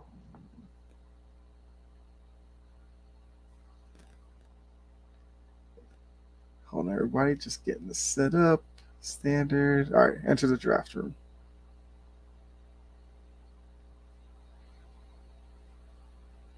There we go. So now, bring it up. All right, so we can see that. Let me get this ad out of the way. All right, so why does it have? Oh, I was gonna say why does it have Arizona on the clock first? But let's start. Right, Carolina. Carolina on the clock. I mean, That's the crux of it obviously all. we think, yeah, because we all know, we assume they're taking a quarterback. Mhm. It's just been depending on who do they take. So, do you think it's obviously going to be a quarterback? Yeah. Okay. Would you lean Young or Stroud, or do you think there's somebody else at play here? Man, all signs right now are pointing Bryce Young. I mean, the betting odds have changed. Bryce Young canceled all of his top 30 visits. Seems like it's the Mm-hmm. writing on the walls. Carolina came out and said, we're not 100% set on a quarterback still. Like, we're not 100% on Bryce Young, but seems very weird. Man, I feel like a lot of the times when we think it's a smoke screen, lately it's not a smoke screen. I mean, when you look at the Browns taking Cleveland, or taking Baker Mayfield, when that happened, it was like, hey, this is going to happen. Everyone was like, no, it won't. And then it happened. We looked at Tua going to the Dolphins. Everyone like, that might not happen. It happened. All these quarterback smoke screens that we've been seeing outside of, like maybe Mac Jones to the 49ers. But even then, that was still a smoke screen. Trey Lance was their first dude. Then it became Mac Jones was the one they wanted, and they still took Trey Lance. I mean, overall, it's very weird. I'm going to stick and say they're taking Bryce Young. Maybe that it was kind of a shock that, Young canceled his visits. Maybe that wasn't Hmm. solely something they wanted or predicted, or who knows, maybe the rest of the visits for Bryce Young were nobody that he didn't think he was going to go to. I'm not sure if he met with someone else besides the Panthers. I'm pretty sure he met with the Texans. I'm pretty sure he met with other teams. So maybe he thought, the rest of those visits weren't needed. But I'm going to take Bryce Young on this one. I feel like it's kind of really crazy that all this smokescreen would happen for nothing. It's kind of preparing the fans to get ready for Bryce Young. It's kind of preparing everybody to get ready for that. I think it's going to be Bryce Young as much as I want it to be CJ Stroud, and I think he is the better prospect. I think it's Hmm. going to be Bryce Young. All signs are pointing to that right now. Okay. I mean, I can go with you on that one. It does kind of seem like they're starting to lean back Bryce Young, so we'll go ahead and use Bryce Young going to the Carolina Panthers at pick number 1. All right, so now Houston's up on the clock. We know they have 2 and 12, so we assume these two picks will kind of be linked. Do you buy into them trading number 2, or do you think they stay there and take it and probably go with the quarterback that's left on the board between Young, Stroud, or if they like another guy? I think they're open to the idea of trading the pick, but only if they get an offer they're blown away from. I still think it's kind of a smokescreen again to drive up that pick value. If you're open to trading it, and you hear that they're opening to trade it, like if you're Tennessee, or I guess I couldn't say Tennessee, they're not a team who'd probably be able to trade up very well with an in-conference team. Trying to think who could trade up quarterback wise. It's mainly Tennessee. Whoever would trade up for that 2 spot, whoever that may be. If you look at that, it's like, wow, they're open to trading that pick. We can get, this second guy we probably want on the board. I think it's a smokescreen to drive up that value. If they get a offer they're blown away from, they'll take it. But overall, I think they're going to stick in the pick.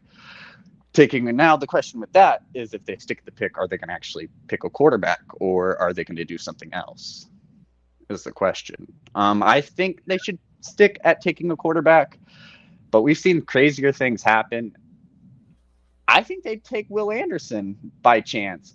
It's really hard to pick, but I'm going to stick with my gut, and I'm going to say they'll probably just stick with CJ Stroud, and they're going to just try to drive the value up in that pick and see how high they can get or what they can get. And if there's an offer that blows them away, I don't think they're upset with trading it, but they just need to Mm-hmm. be blown away by an offer first.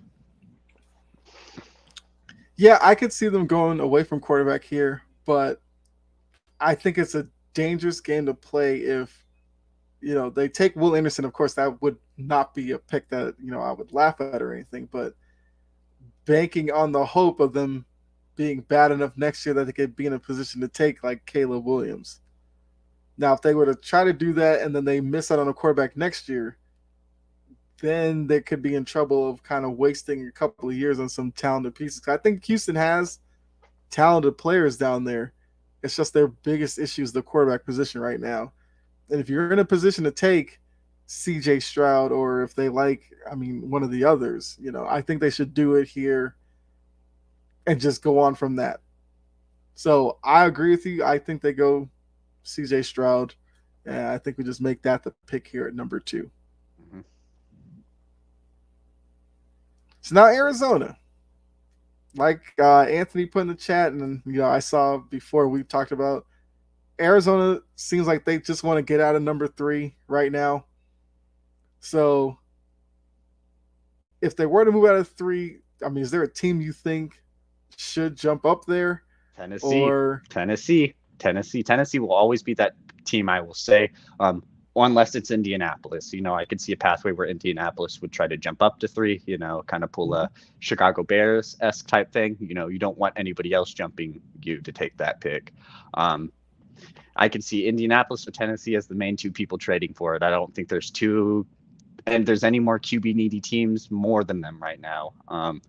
Yeah, I don't think I could see a team like Detroit doing it. I don't think I could see anyone else who could be the halfway point of taking a quarterback deciding to trade up to a spot like number 3 where it's pretty big up there for them, and confidently still taking a quarterback there. Okay, so looking at this, I mean, if they were to make a trade like that, obviously 11 would have to be in play. Hmm.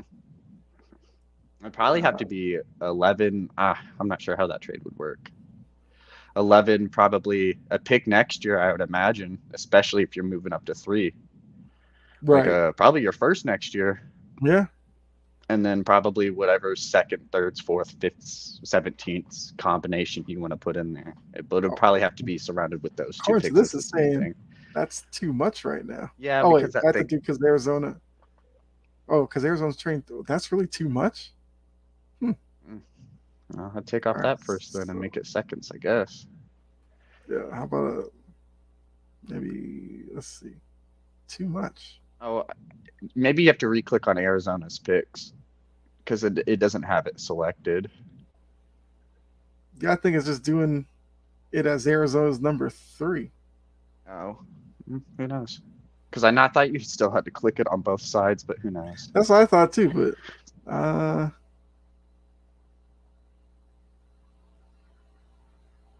wow, how is that too much? Mm, maybe click on the other teams and see if it changes anything. Okay.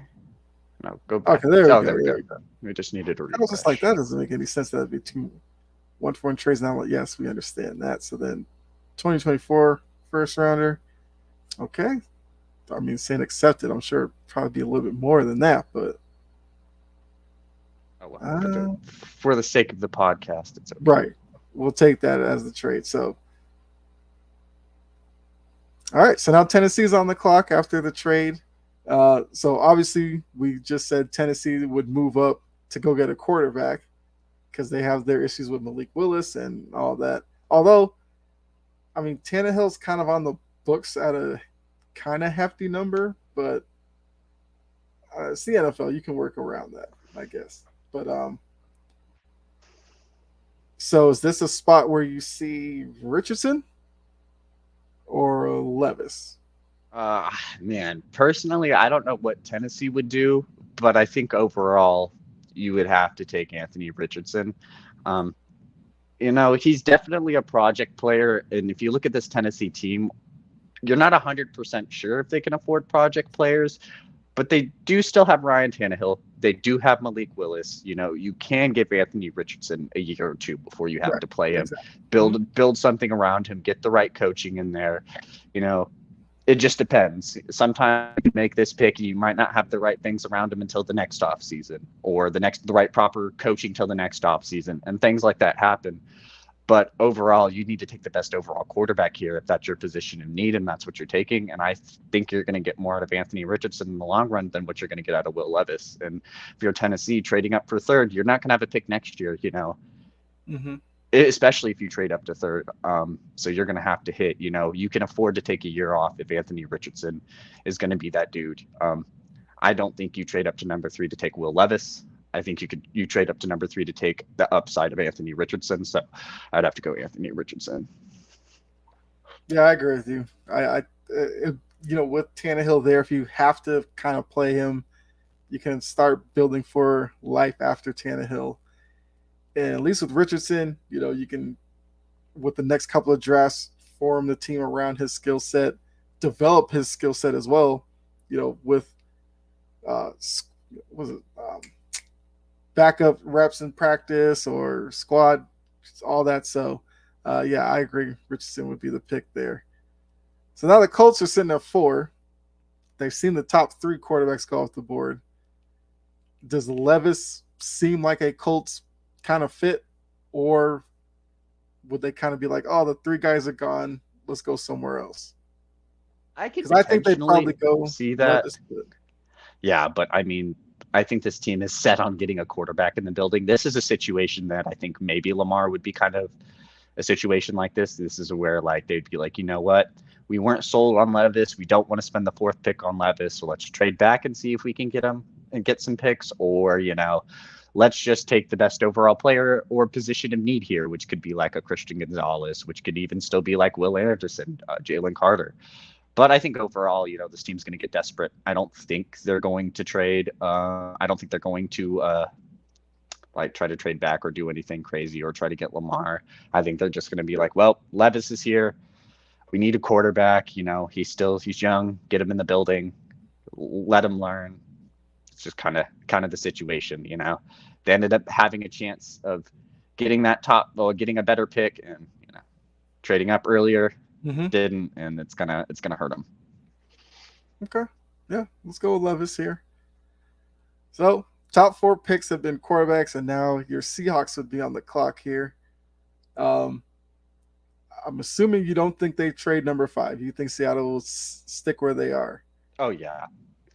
Now, Yeah. interesting would be they would have their pick of Will Anderson, Jalen Carter, like all these top defensive guys are sitting there for them.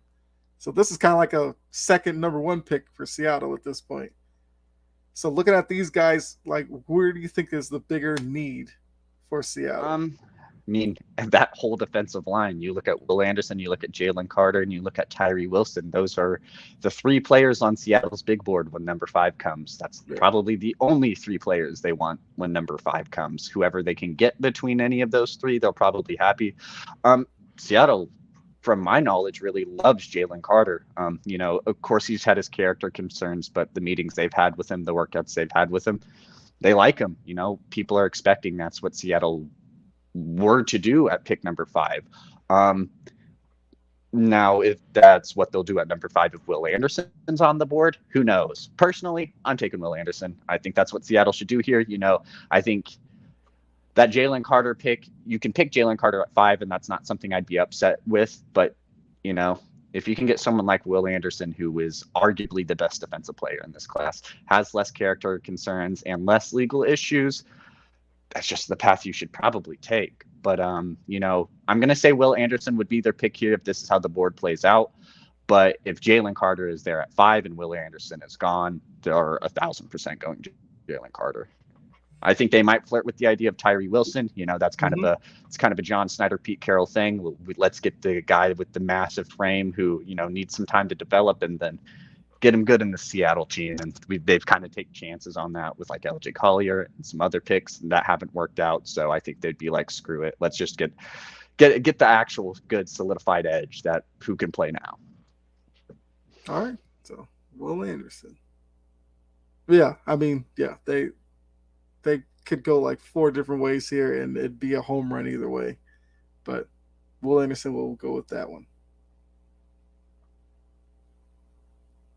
The Lions. Now, I mean, Lions coming off a really good year for them, and to turn around and now have the number 6 pick, I think the Lions, if they hit it out of the park on this one, they could be a sneaky, really good team next year. Of course, depending upon Jared Goff having a repeat of this year. Plus, a lot of more teams will be more tuned into what the Lions can do. So we'll have to see how that affects everything. But I think we can both agree that they probably go defense here, because that was their biggest weak spot last year. I mean, wouldn't you kind of have to take Jalen Carter here based off of the talent we know that he is, despite how he looked at his pro day and all that? Isn't Jalen Carter like... I don't think Jalen Carter's necessarily the person you have to pick here. We saw them trade Jeff Okudah away. I think cornerback can be very much in play here. Yes. You have Christian Gonzalez, Devin Witherspoon. I'm not sure who's really high on the Lions big board right now. But he was number 3 overall pick. Jeff Okudah was. That was someone you're kind of banking on being one of the key leaders of that defense, especially in the secondary. So I think cornerback is very much at play. I think it's more in play than what Jalen Carter would be in this sense. I think that they're going to go Christian Gonzalez here, would be my personal pick. But I could see the pathway where they'd go Jalen Carter. They did get a lot of help from, I would say, a lot of their rotational D linemen. So that's where I think they would probably use, maybe if they wanted to use that second first round pick, go after someone like Kalijah Cansey or whatever's offering at that D line spot, or even in the second round. If you want to go to defensive lineman, I think you can afford it a little bit more. But, that secondary, you're banking on Jeff Okudah to probably, be a little bit better this year. And then now you don't have him on that roster in probably a key position spot. Get another dude in there. I don't want to necessarily say bums, but you don't have a Pro Bowl corner room in Detroit right now, and you Mhm. need some top tier talent there because arguably this is a league where secondary is now becoming more important with how much Exactly. passing is happening. So I think they look at Christian Gonzalez. He reminds me a lot of AJ Terrell, kind of has a lot of shades of on him. Hmm. I think they go Christian Gonzalez here.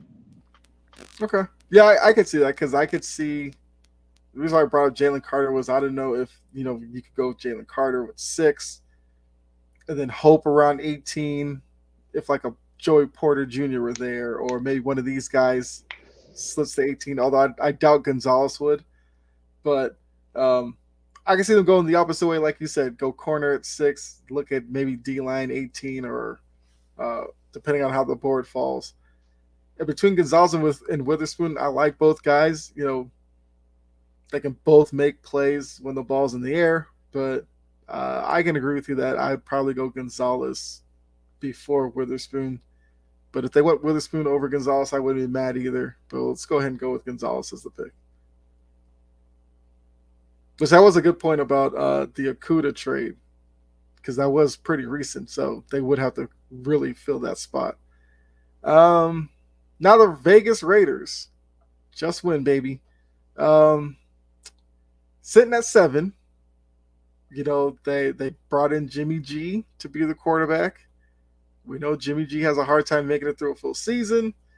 They traded Darren Waller, although I doubt they go tight end here, so that might be a little high to take a tight end. Yeah. Um, Looking at the division they're in, defense is definitely going to be at a premium because you're going up against Herbert and that Chargers offense, Mahomes and the Chiefs offense.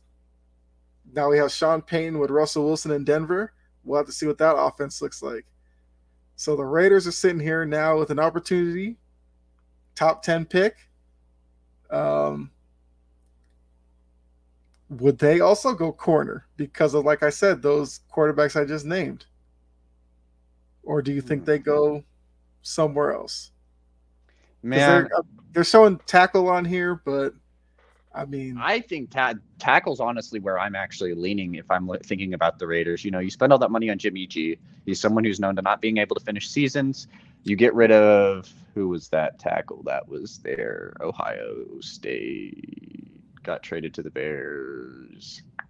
Leatherwood, uh, Alex Leatherwood. There we go. yes, yes, yeah. Yeah, Alex Leatherwood was a first round draft pick that you had there, and he's not there because he wasn't good and he didn't want to be there. So I think if you're spending that much money on a quarterback, you need something to protect him, and I think offensive tackle is at play. I think that's where I would lean, but I could see them playing defense.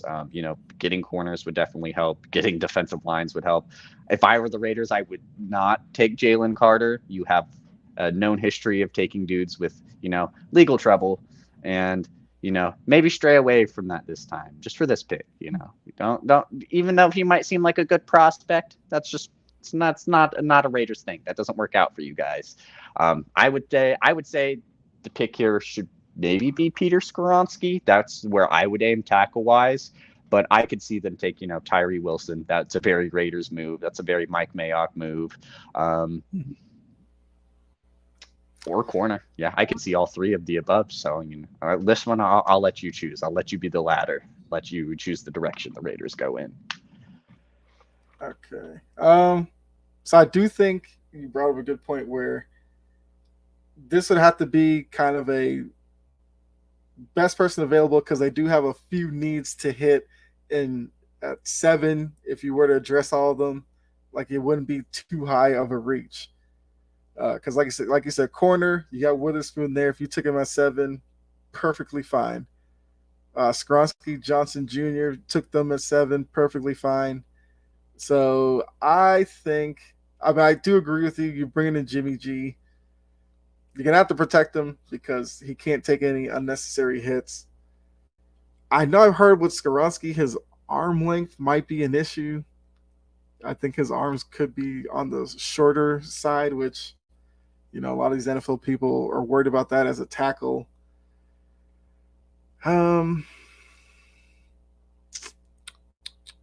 I I mean, picked I'm not. Skoronski because I think Paris Johnson's more of a project offensive tackle, like because he Yeah, has that big frame. He's 6'7", big guy.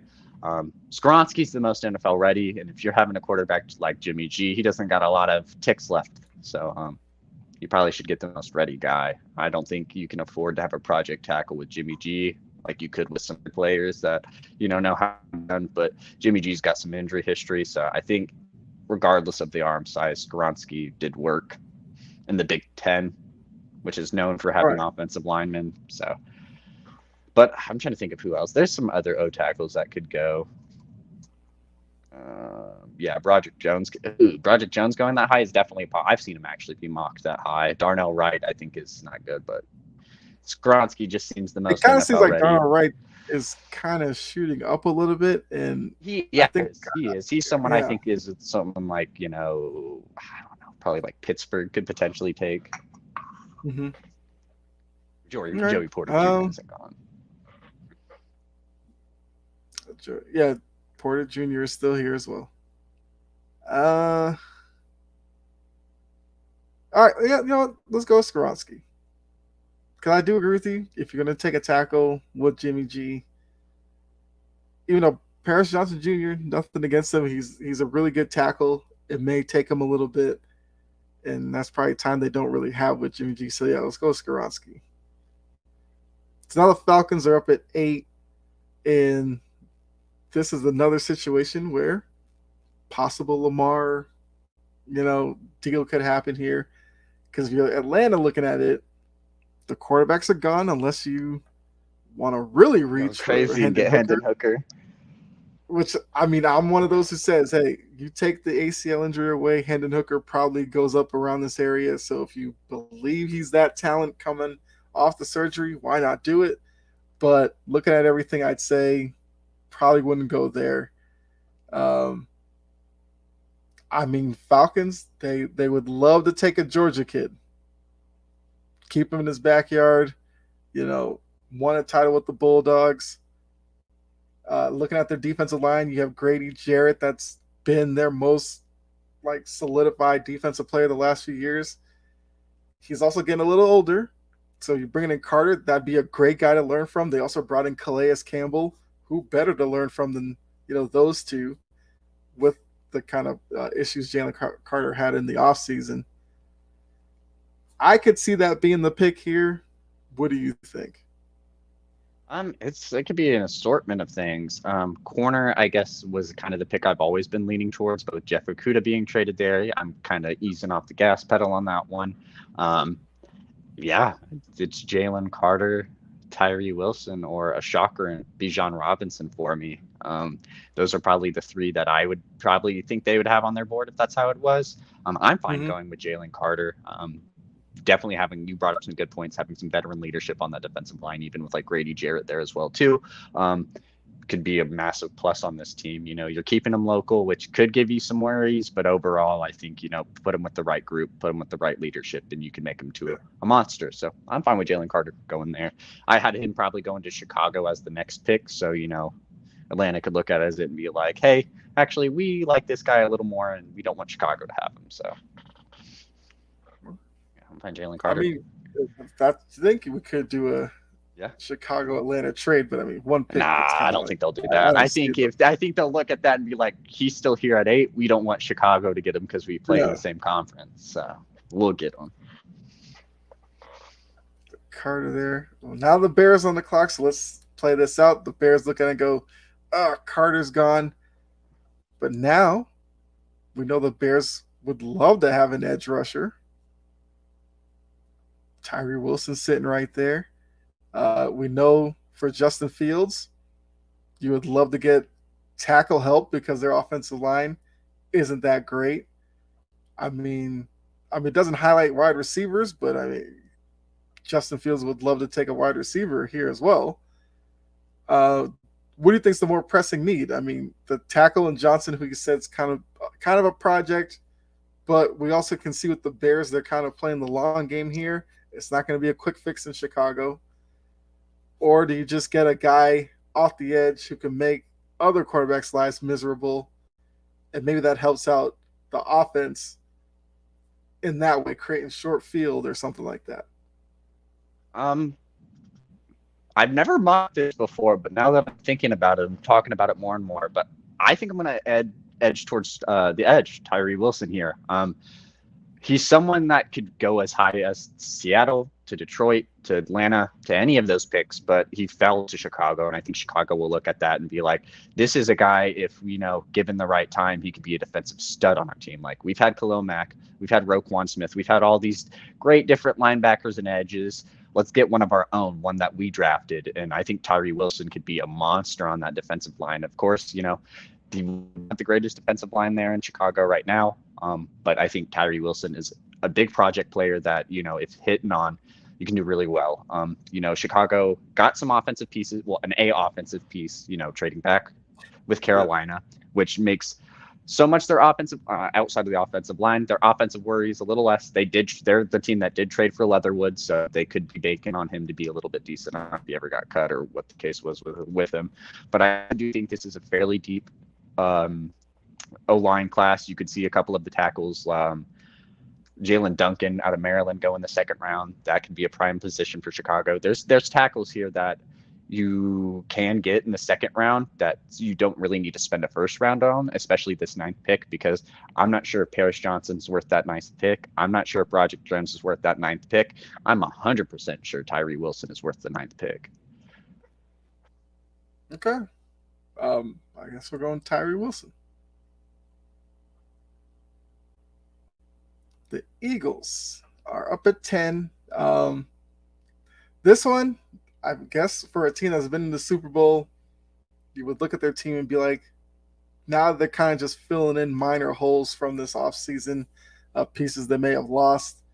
I was looking around today and I saw a lot of people talking about this could be Bijan Robinson's spot.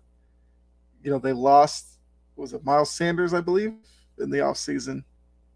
So, they could use a running back replacement.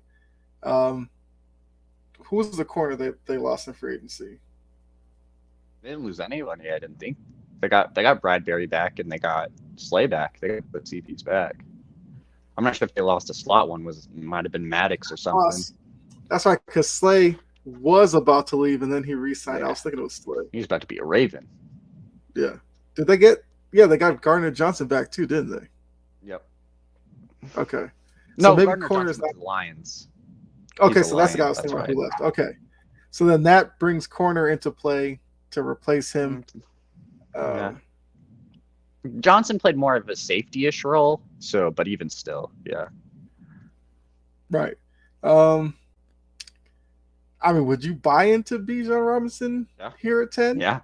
Yeah, I'm all for it. If you look at the Eagles and you go, what changed from this team from this year to last year, and how could they get better in the draft? It's like, well, their biggest dude in the backfield, Miles Sanders, the one who rushed for the most and caught for the most out of your backfield, is gone. That's probably the biggest thing that we lost this offseason. So why not just replace him with a younger running back who is on a cheaper contract, or would have been on a cheaper contract, that we also can have control of for longer, and who also might actually be better than the running back we just lost right now. No offense to Miles Sanders. I think Bijan Robinson is just an excellent running back talent. I think if you're Eagles here, the rich keep getting richer. You don't have any massive needs that wouldn't maybe be on the defensive line. But when you think about it, Jalen Carter's gone. Tyree Wilson's gone.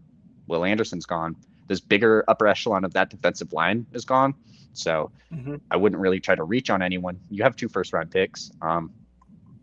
Go Bijan Robinson here. If you don't get him here, he's not going to be there at your next pick at 30. So, right. All right. I'm all for Bijan on this one. I could see Devin Witherspoon as a sneaky pick, but nah. All right, so now the Cardinals on the block. On the clock after the trade we made. So sitting here at 11, they kind of see the board play out, if hopefully in their favor here. Is this a spot you got to go corner, because that defense we know couldn't really stop much of anybody, and their division they got to deal with, your boy Geno and his weapons on the outside. You have, the Rams are kind of in limbo, I guess. San Francisco, you got Debo Samuel, Ayuk, and all those guys. Like, am I crazy to think that they should go corner here? I think they should go. It's tough. I think they should go corner, but there's a player on here that I think if he was still here for the Cardinals, he would be worth taking, and that's an Ed Miles Murphy. Edge is definitely a big need that the Cardinals have. Their defensive line has just been in shambles when it comes to rushing pressure. Anything to do defensive wise with their defensive line has been bad outside of J.J. Watt, and he's retired now. So, Right. you don't got Chandler Jones anymore. You don't got any of those big players. Lucas Van Ness is someone I'd flirt with the idea here, but I like Miles Murphy. Here. He's someone that I think Atlanta is strongly considering to take overall. Mm-hmm. But with Jalen Carter being there and probably being the better prospect in their eyes, I think Arizona having Miles Murphy there, someone who I mocked as high as going to like Seattle at 5 at the start of mock season. He's definitely someone that can be that good. I'm pretty sure I've heard he's had really great interviews. I've heard Atlanta loves him, and I honestly almost picked him there to go number 8, even over Jalen Carter. But I think Arizona right there at number 11 is a perfect spot for Miles Murphy. But I do see if they want to take Devin Witherspoon, that's cool. I just don't think Arizona's in a position to in a sense, edge rushers take a lot more time to get to the NFL speed than I think corners do in a sense. And you could take a cornerback here, but you could have 2 great corners in Byron Murphy and then, whoever you take at that corner spot. But it's be for nothing. It's not like even if they are covering Ayuk and you have the matchups, it's not like the team's going to be playing well anyway. So, by the time you're probably good and ready, that cornerback's probably 2-3 years on his contract. Mm-hmm. Probably wait for an extension, but with that edge rusher, he's probably getting into being good 2-3 years in. Yeah, I mean, if you're looking at defense, it's better to get the D line situated because that can help out your secondary if they're able to get pressure on the quarterback. Whereas you could have the greatest secondary, but if your D line can't pressure quarterbacks, it's asking a lot of those guys to cover for as long as they would have to without a legitimate threat off the edge. So I'm fine going Miles Murphy here because that's definitely a need for Arizona either way, especially with the loss of J.J. Watt and Chandler Jones. So yeah, let's go Miles Murphy. All right, so now Houston's back on the clock. They got their quarterback with their first pick. So now sitting there at 12, do you match up your quarterback with a wide receiver, make him happy? Yep. So, and he has the perfect wide receiver right there for him. Why not give our new franchise quarterback we spent the 2nd overall pick the receiver he played in college with, Jackson Smith-Njigba? I think if they take C.J. Stroud there, C.J. Stroud's going to be hitting redial, calling the Texans GM right back up and, hey, man, I know you just drafted me, and I probably am in a position to be making requests. But my boy, JSN is right there at number 12. I think it's a side. I think would be perfect for the Texans. A team that needs a receiver. Mm-hmm. Can make your quarterback happy. It's a win-win for everybody, and he's definitely the best receiver on the draft board as well. Easy pick. I completely agree. That's the trend. Match your quarterback with a guy who threw to in college, so it makes too much sense there. Now we're looking at Jets Joe team. Burrow and Jamar Chase, how well they're working. Okay. Exactly. Yeah. So, yes, you got C.J. Stroud. Give him his preferable target there. Now we have the Jets at 13. We're assuming at this point Aaron Rodgers is in the building. I mean, I don't know. But I'm assuming they're going to make this pick with Aaron Rodgers in mind being on the team. The defense was really good last year. So they probably don't go that side of the ball. They go offensively. If you're bringing in Aaron Rodgers, like this is showing, you got to protect him. He's not as mobile as he once was.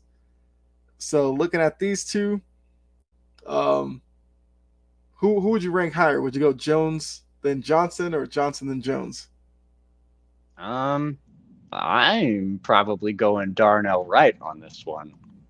Okay. I'm not too 100% sold on Broderick Jones this year, and I think if you look at the Jets, you're in a win-now mode. You have Mekhi Becton. You tried to take that size of an offensive tackle, and you've seen the injury history. He's been struggling. I don't think, the Jets are going to be looking forward to let's put another big offensive lineman, a 6'7" offensive lineman, on that other side of him. especially when yours has injury history. I think you go with someone who's more ready, someone who will be less of a project, someone like Darnell Wright, who would be able to fit into kind of a gunslinging type of offense, which is what Aaron Rodgers would be bringing. It's what they did at, Tennessee was kind of a sling offense, protecting the pass, and that's what he's used to. I think Broderick Jones could also be at play here. He's just someone that I kind of see just in the later rounds. Like he could be a better prospect than Darnell Wright, but Wright's kind of getting the hype, and I haven't really seen Jones go higher than 15. So I think Darnell Wright would be my pick here, but any three of the offensive linemen would be good. I think it'd just be between Jones and Wright over Johnson. Yeah, because I did say before, Wright seems like he's starting to shoot up draft boards. Yeah, let's go with Wright. Why not? Yeah, he's moving up. We'll put him in New York. This one's all you, Patriots Kyle. are here. Look, everybody's going to say you got to take a tackle here. We know Bill Belichick, if there's a position that everybody thinks he should take, he usually goes somewhere else. But I think they're going corner, to be honest with you. Because, Jalen Mills, who they did bring back, he can play safety and corner. They lost Evan McCourty. You're dealing with an AFC East. You bring Aaron Rodgers in. That's another team that's going to be looking to throw the ball over the field. We know the Patriots like to run dime and nickel packages. So the more corners, the better. I think they'd have a real choice here between Witherspoon and Porter Jr. I think Witherspoon might be more of a Patriot type guy. That's not to say Porter Jr. isn't one either. I think it'd be a really tough decision here. Witherspoon had like a crazy number of interceptions last year, I think. Either pick's a good pick. How I would look at it, it would just be depending on what the size of your corners, because Porter's more of a taller cornerback, Witherspoon's smaller. Yeah. So I would just base it off of that, really. Just like, hey, do we got a good amount of tall size corners? Okay. Well, they put it that way. The Patriots don't really necessarily have tall corners. A lot of them are kind of undersized. So, yeah, I guess Porter Jr. might be the way to go. Right. But I think Witherspoon and the interceptions he had and everything, his playmaking skills, once he does pick it off, that might be too much to pass up here. I'm saying go either way. Just how I would pick it, I would probably still pick Witherspoon here over. It's a good pick. It's good, two good corners, so you're not picking wrong. Yeah, you're not going to go wrong either way. But yeah, I'd go Witherspoon. All right, so Green Bay, life after Aaron Rodgers. It's the Jordan Love era at this point. They could go several ways with this one. They're suggesting edge, wide receiver. It would be a really interesting thing if they didn't take a wide receiver in the first round all those years with Aaron Rodgers. The year he's gone, they turn around and take one. Would be kind of hilarious to me. But these edge guys that are here, Nolan Smith, I really like him. That's exactly where I'm leaning. So, yeah, that's where I'm leaning as well. Yeah, I'm just keep it quick because we're going a little long. But overall, yeah. I would believe the Packers would take an offensive weapon. I would lean more towards tight end than I would any other position.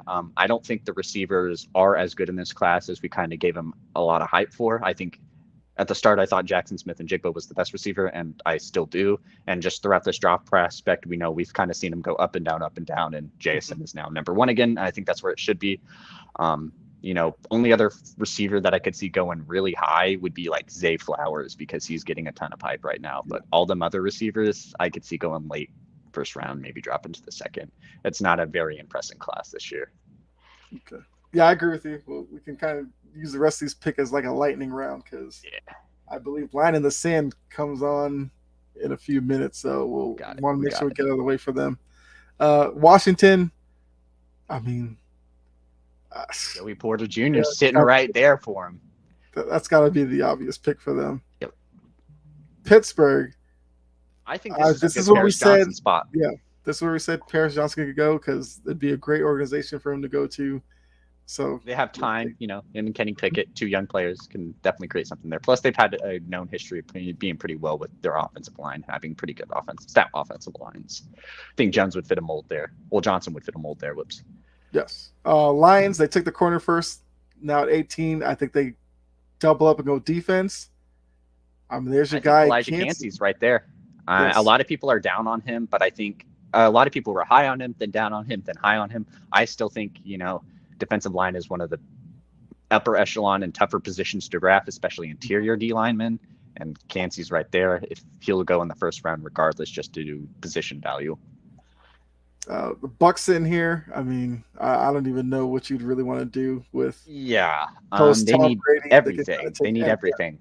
Yeah, outside of receiver, but I feel like every star player on that team is going to want to be out soon.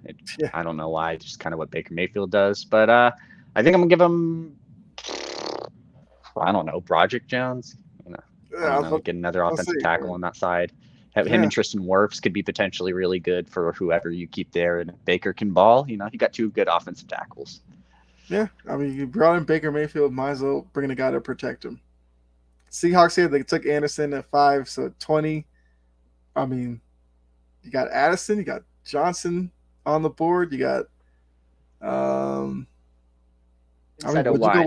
I know who to take. Nah, I'm not going receiver. Screw that. Okay.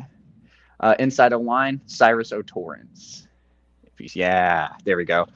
Seattle needs offensive line help still, just the guard center area. O'Torrance can play kind of both of that. We do need help on the other guard. I think we'd be fine where we're at for center. Just building up that offensive line for Geno. Chargers here. I have a pick. I think this is where Zay Flowers goes. Yeah, I could see that. I feel like Broderick. Oh, we had Broderick. Did we have Broderick Jones go yet? Yeah, we had. Mm-hmm. Yeah, okay. I thought we did. But yeah, this is a Zay Flowers pick. If he wasn't going to go here, he was going to go to my next Baltimore. Yeah, he's someone who's getting a lot of hype on the draft boards. He's looking like he's going to be receiver too. Mm-hmm. I've heard Quentin Johnson might even fall out of like the first round. I haven't heard really a lot of hype towards Jordan Addison. I'm pretty sure Johnson wasn't even invited to the draft because they're pretty confident he's not going to go in the first round. I don't think he made the final list of attendees, but yeah, Zay Flowers. Then if you're the Ravens, I mean, I kind of think you'd go to Addison then. I don't. Really? I think they'd go corner here. Okay. I think they'd go corner here. I think they'd be on their high horses that they got Odell. I think Deontay Banks is a really good pick here. Kind of keep him local. Got the Maryland boy. I think fits both sides. They are obviously big contenders for Darius Slay. Picking him kind of would make sense. Oh, let's see, Jordan. Oh, y'all still on? Thought I missed the ending of the show. No, we just made a pick for your Ravens. We got them taking Deontay Banks. I'm sure you'll like that. NBA Cypher with Mo. Oh, what's going on, Mo? How you doing? Great stuff, guys. I agree about Zay Flowers. I mean, Zay Flowers technically would be in play at 14 for New England, to be honest with you. But yeah, he's a prospect that it was very undervalued due to size.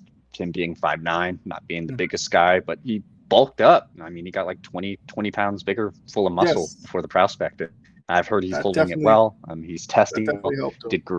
Yeah, he's doing great. He's someone that has this, like I said, this receiver class has been fairly weak just overall this month and just this whole draft prospect. But Zay Flowers has definitely been one of those names that I keep hearing as one of those guys that is definitely going to go.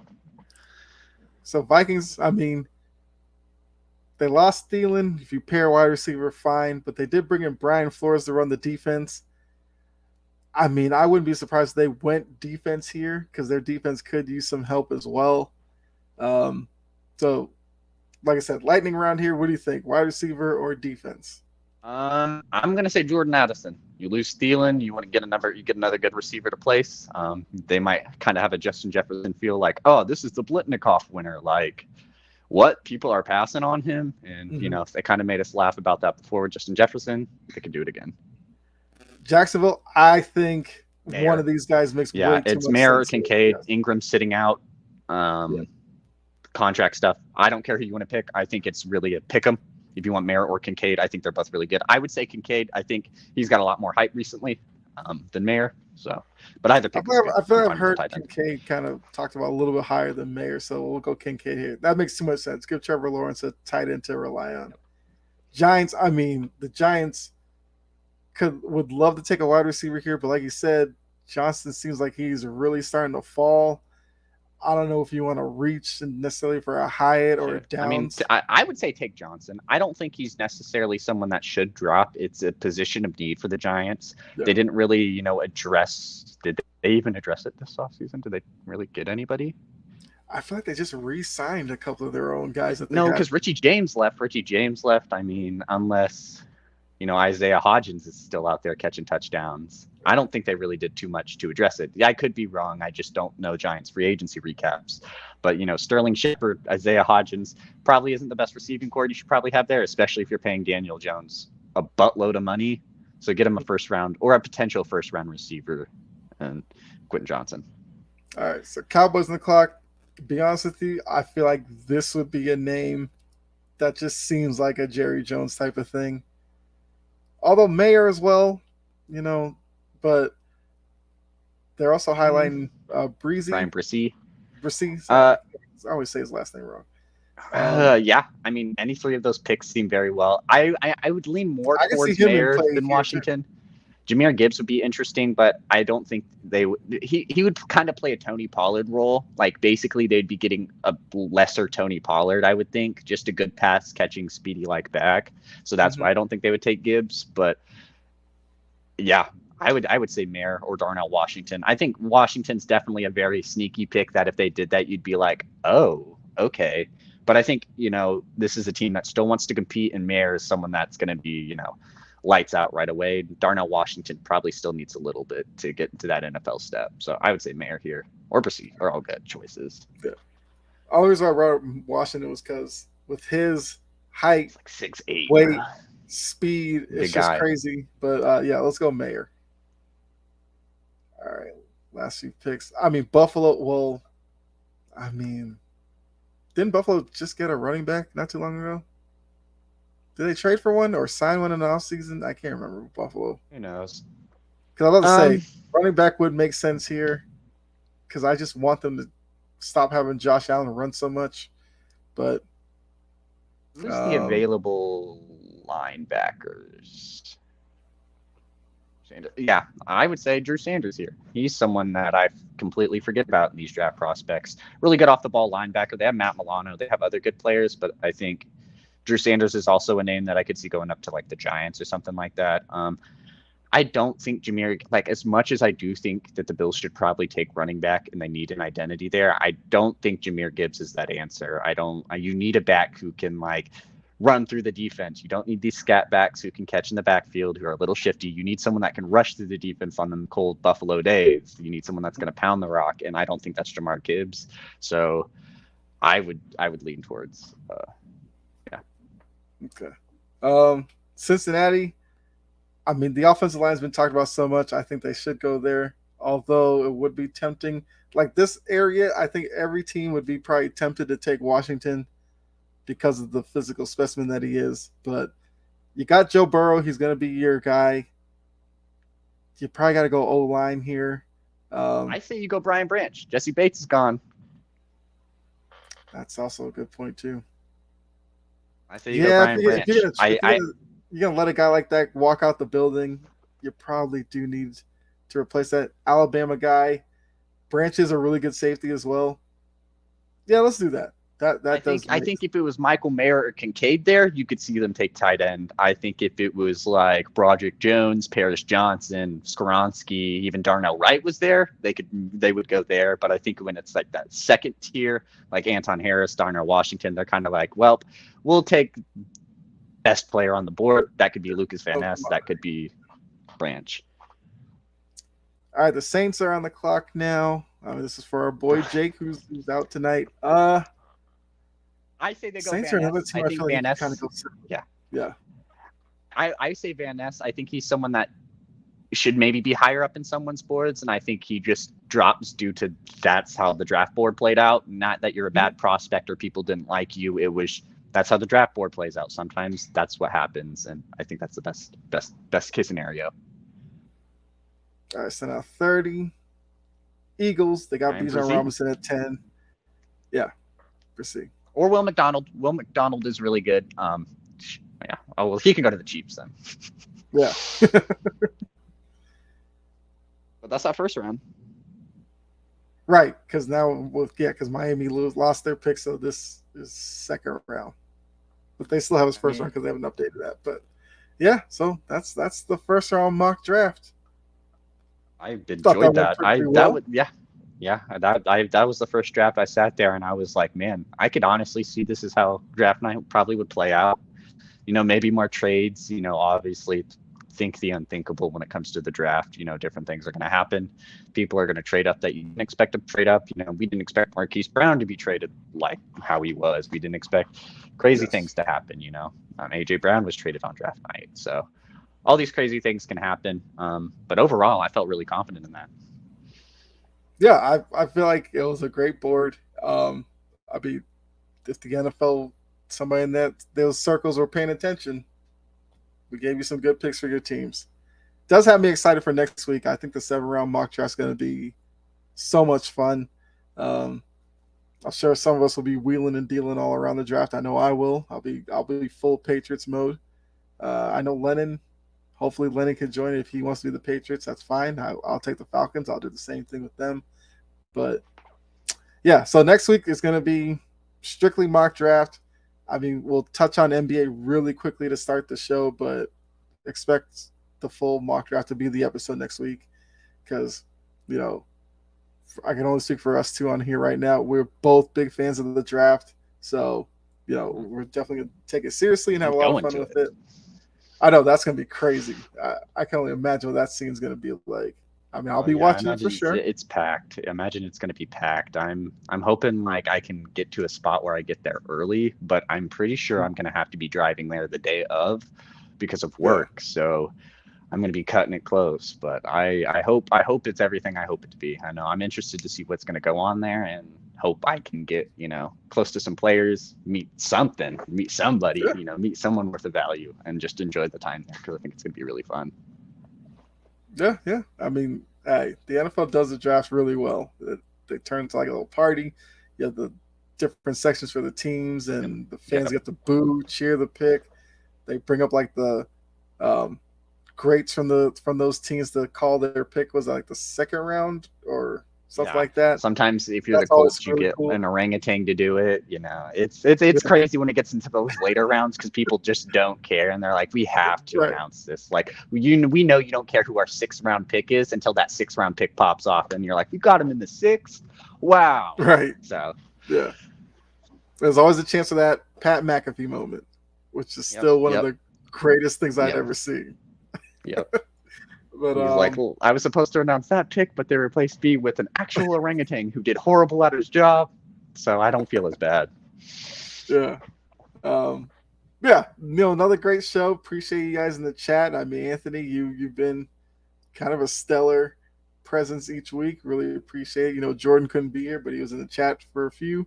Mo, let's see, Matt Staffiero, I think it's kind of new. I don't remember seeing that name ever, so appreciate him tuning in. Steve Roth, Jory, who was also on the network, appreciate her. Coach, Freddie, who was here earlier, Key. I mean, anytime Freddie comes on, he knows he's always welcome. But so that's another episode of the Big Three in the books. We are here every Tuesday from 7 o'clock to whenever we stop having fun. But basically. I know, but that's basically how it goes. If you do stay tuned to the network, there's Line in the Sand, which is the wrestling podcast going on, so check that out. But make sure you like, subscribe, share to the network as well, because a lot of great shows on here. There's even new shows coming. You might find new people popping up every once in a while. Really good stuff going on. And we get started early in the morning. Got coffee and sports in the morning. Really good show. I've been trying to get on there one of these days if I remember to click the link. But Yeah, I'm usually up, but then I'm like, oh crap, it's on, and then I forget to whatever. Yeah, it's But like one of those things. it's a Like when you finally get up and active for the morning, you check your phone and started like 10 minutes in, and you're like, "Oh man, yeah, like I should have been there." yeah. So I mean, I'll hop on there every once in a while, but it's a really good show, so definitely tune into it. But yeah, I mean, Dylan, you have anything you want to say before we get out of Nope. here? Or? I mean, nope. Gonna finish these playoff games. The Hawks are down 2-0 in the series, so that's not fun. But overall, I mean, yeah, just excited. I'm excited for this draft. I want to see how these picks play out. Like, it's my favorite time of like the NFL off season. Like, screw free agency. I don't care. Everyone goes different places. Like, let me see the draft. Mhm. Oh, Yeah. this is actually important. The Bengals are at what? Oh, the Bengals just said they're going to ask Mixon to take a pay cut, and if he doesn't, he's going to be cut. Well, I think that's kind of been teased for a while, where the owner With basically this whole said, thing. yeah, but they've also said that we're prioritizing Burrow, Chase, and Higgins. That left one big name out of it, and running backs. I imagine it was before we're prioritizing Burrow, Chase, and Mixon, and then Mixon got in some trouble, and they were like, well, T. Higgins hasn't done all this stuff to us, and Burrow kind of likes him probably a little more. Yeah. Which I mean, Big replacing a running news. back That's big is news. definitely And Jamar Gibbs to the Bengals, and we might have to remock that. yeah, that could be the setup. But we'll see. We'll see how this goes. If Mixon wants to take the pay cut, maybe he sees a chance at winning it all there in Cincinnati. If he wants to chase the money, go somewhere else, that's definitely a development.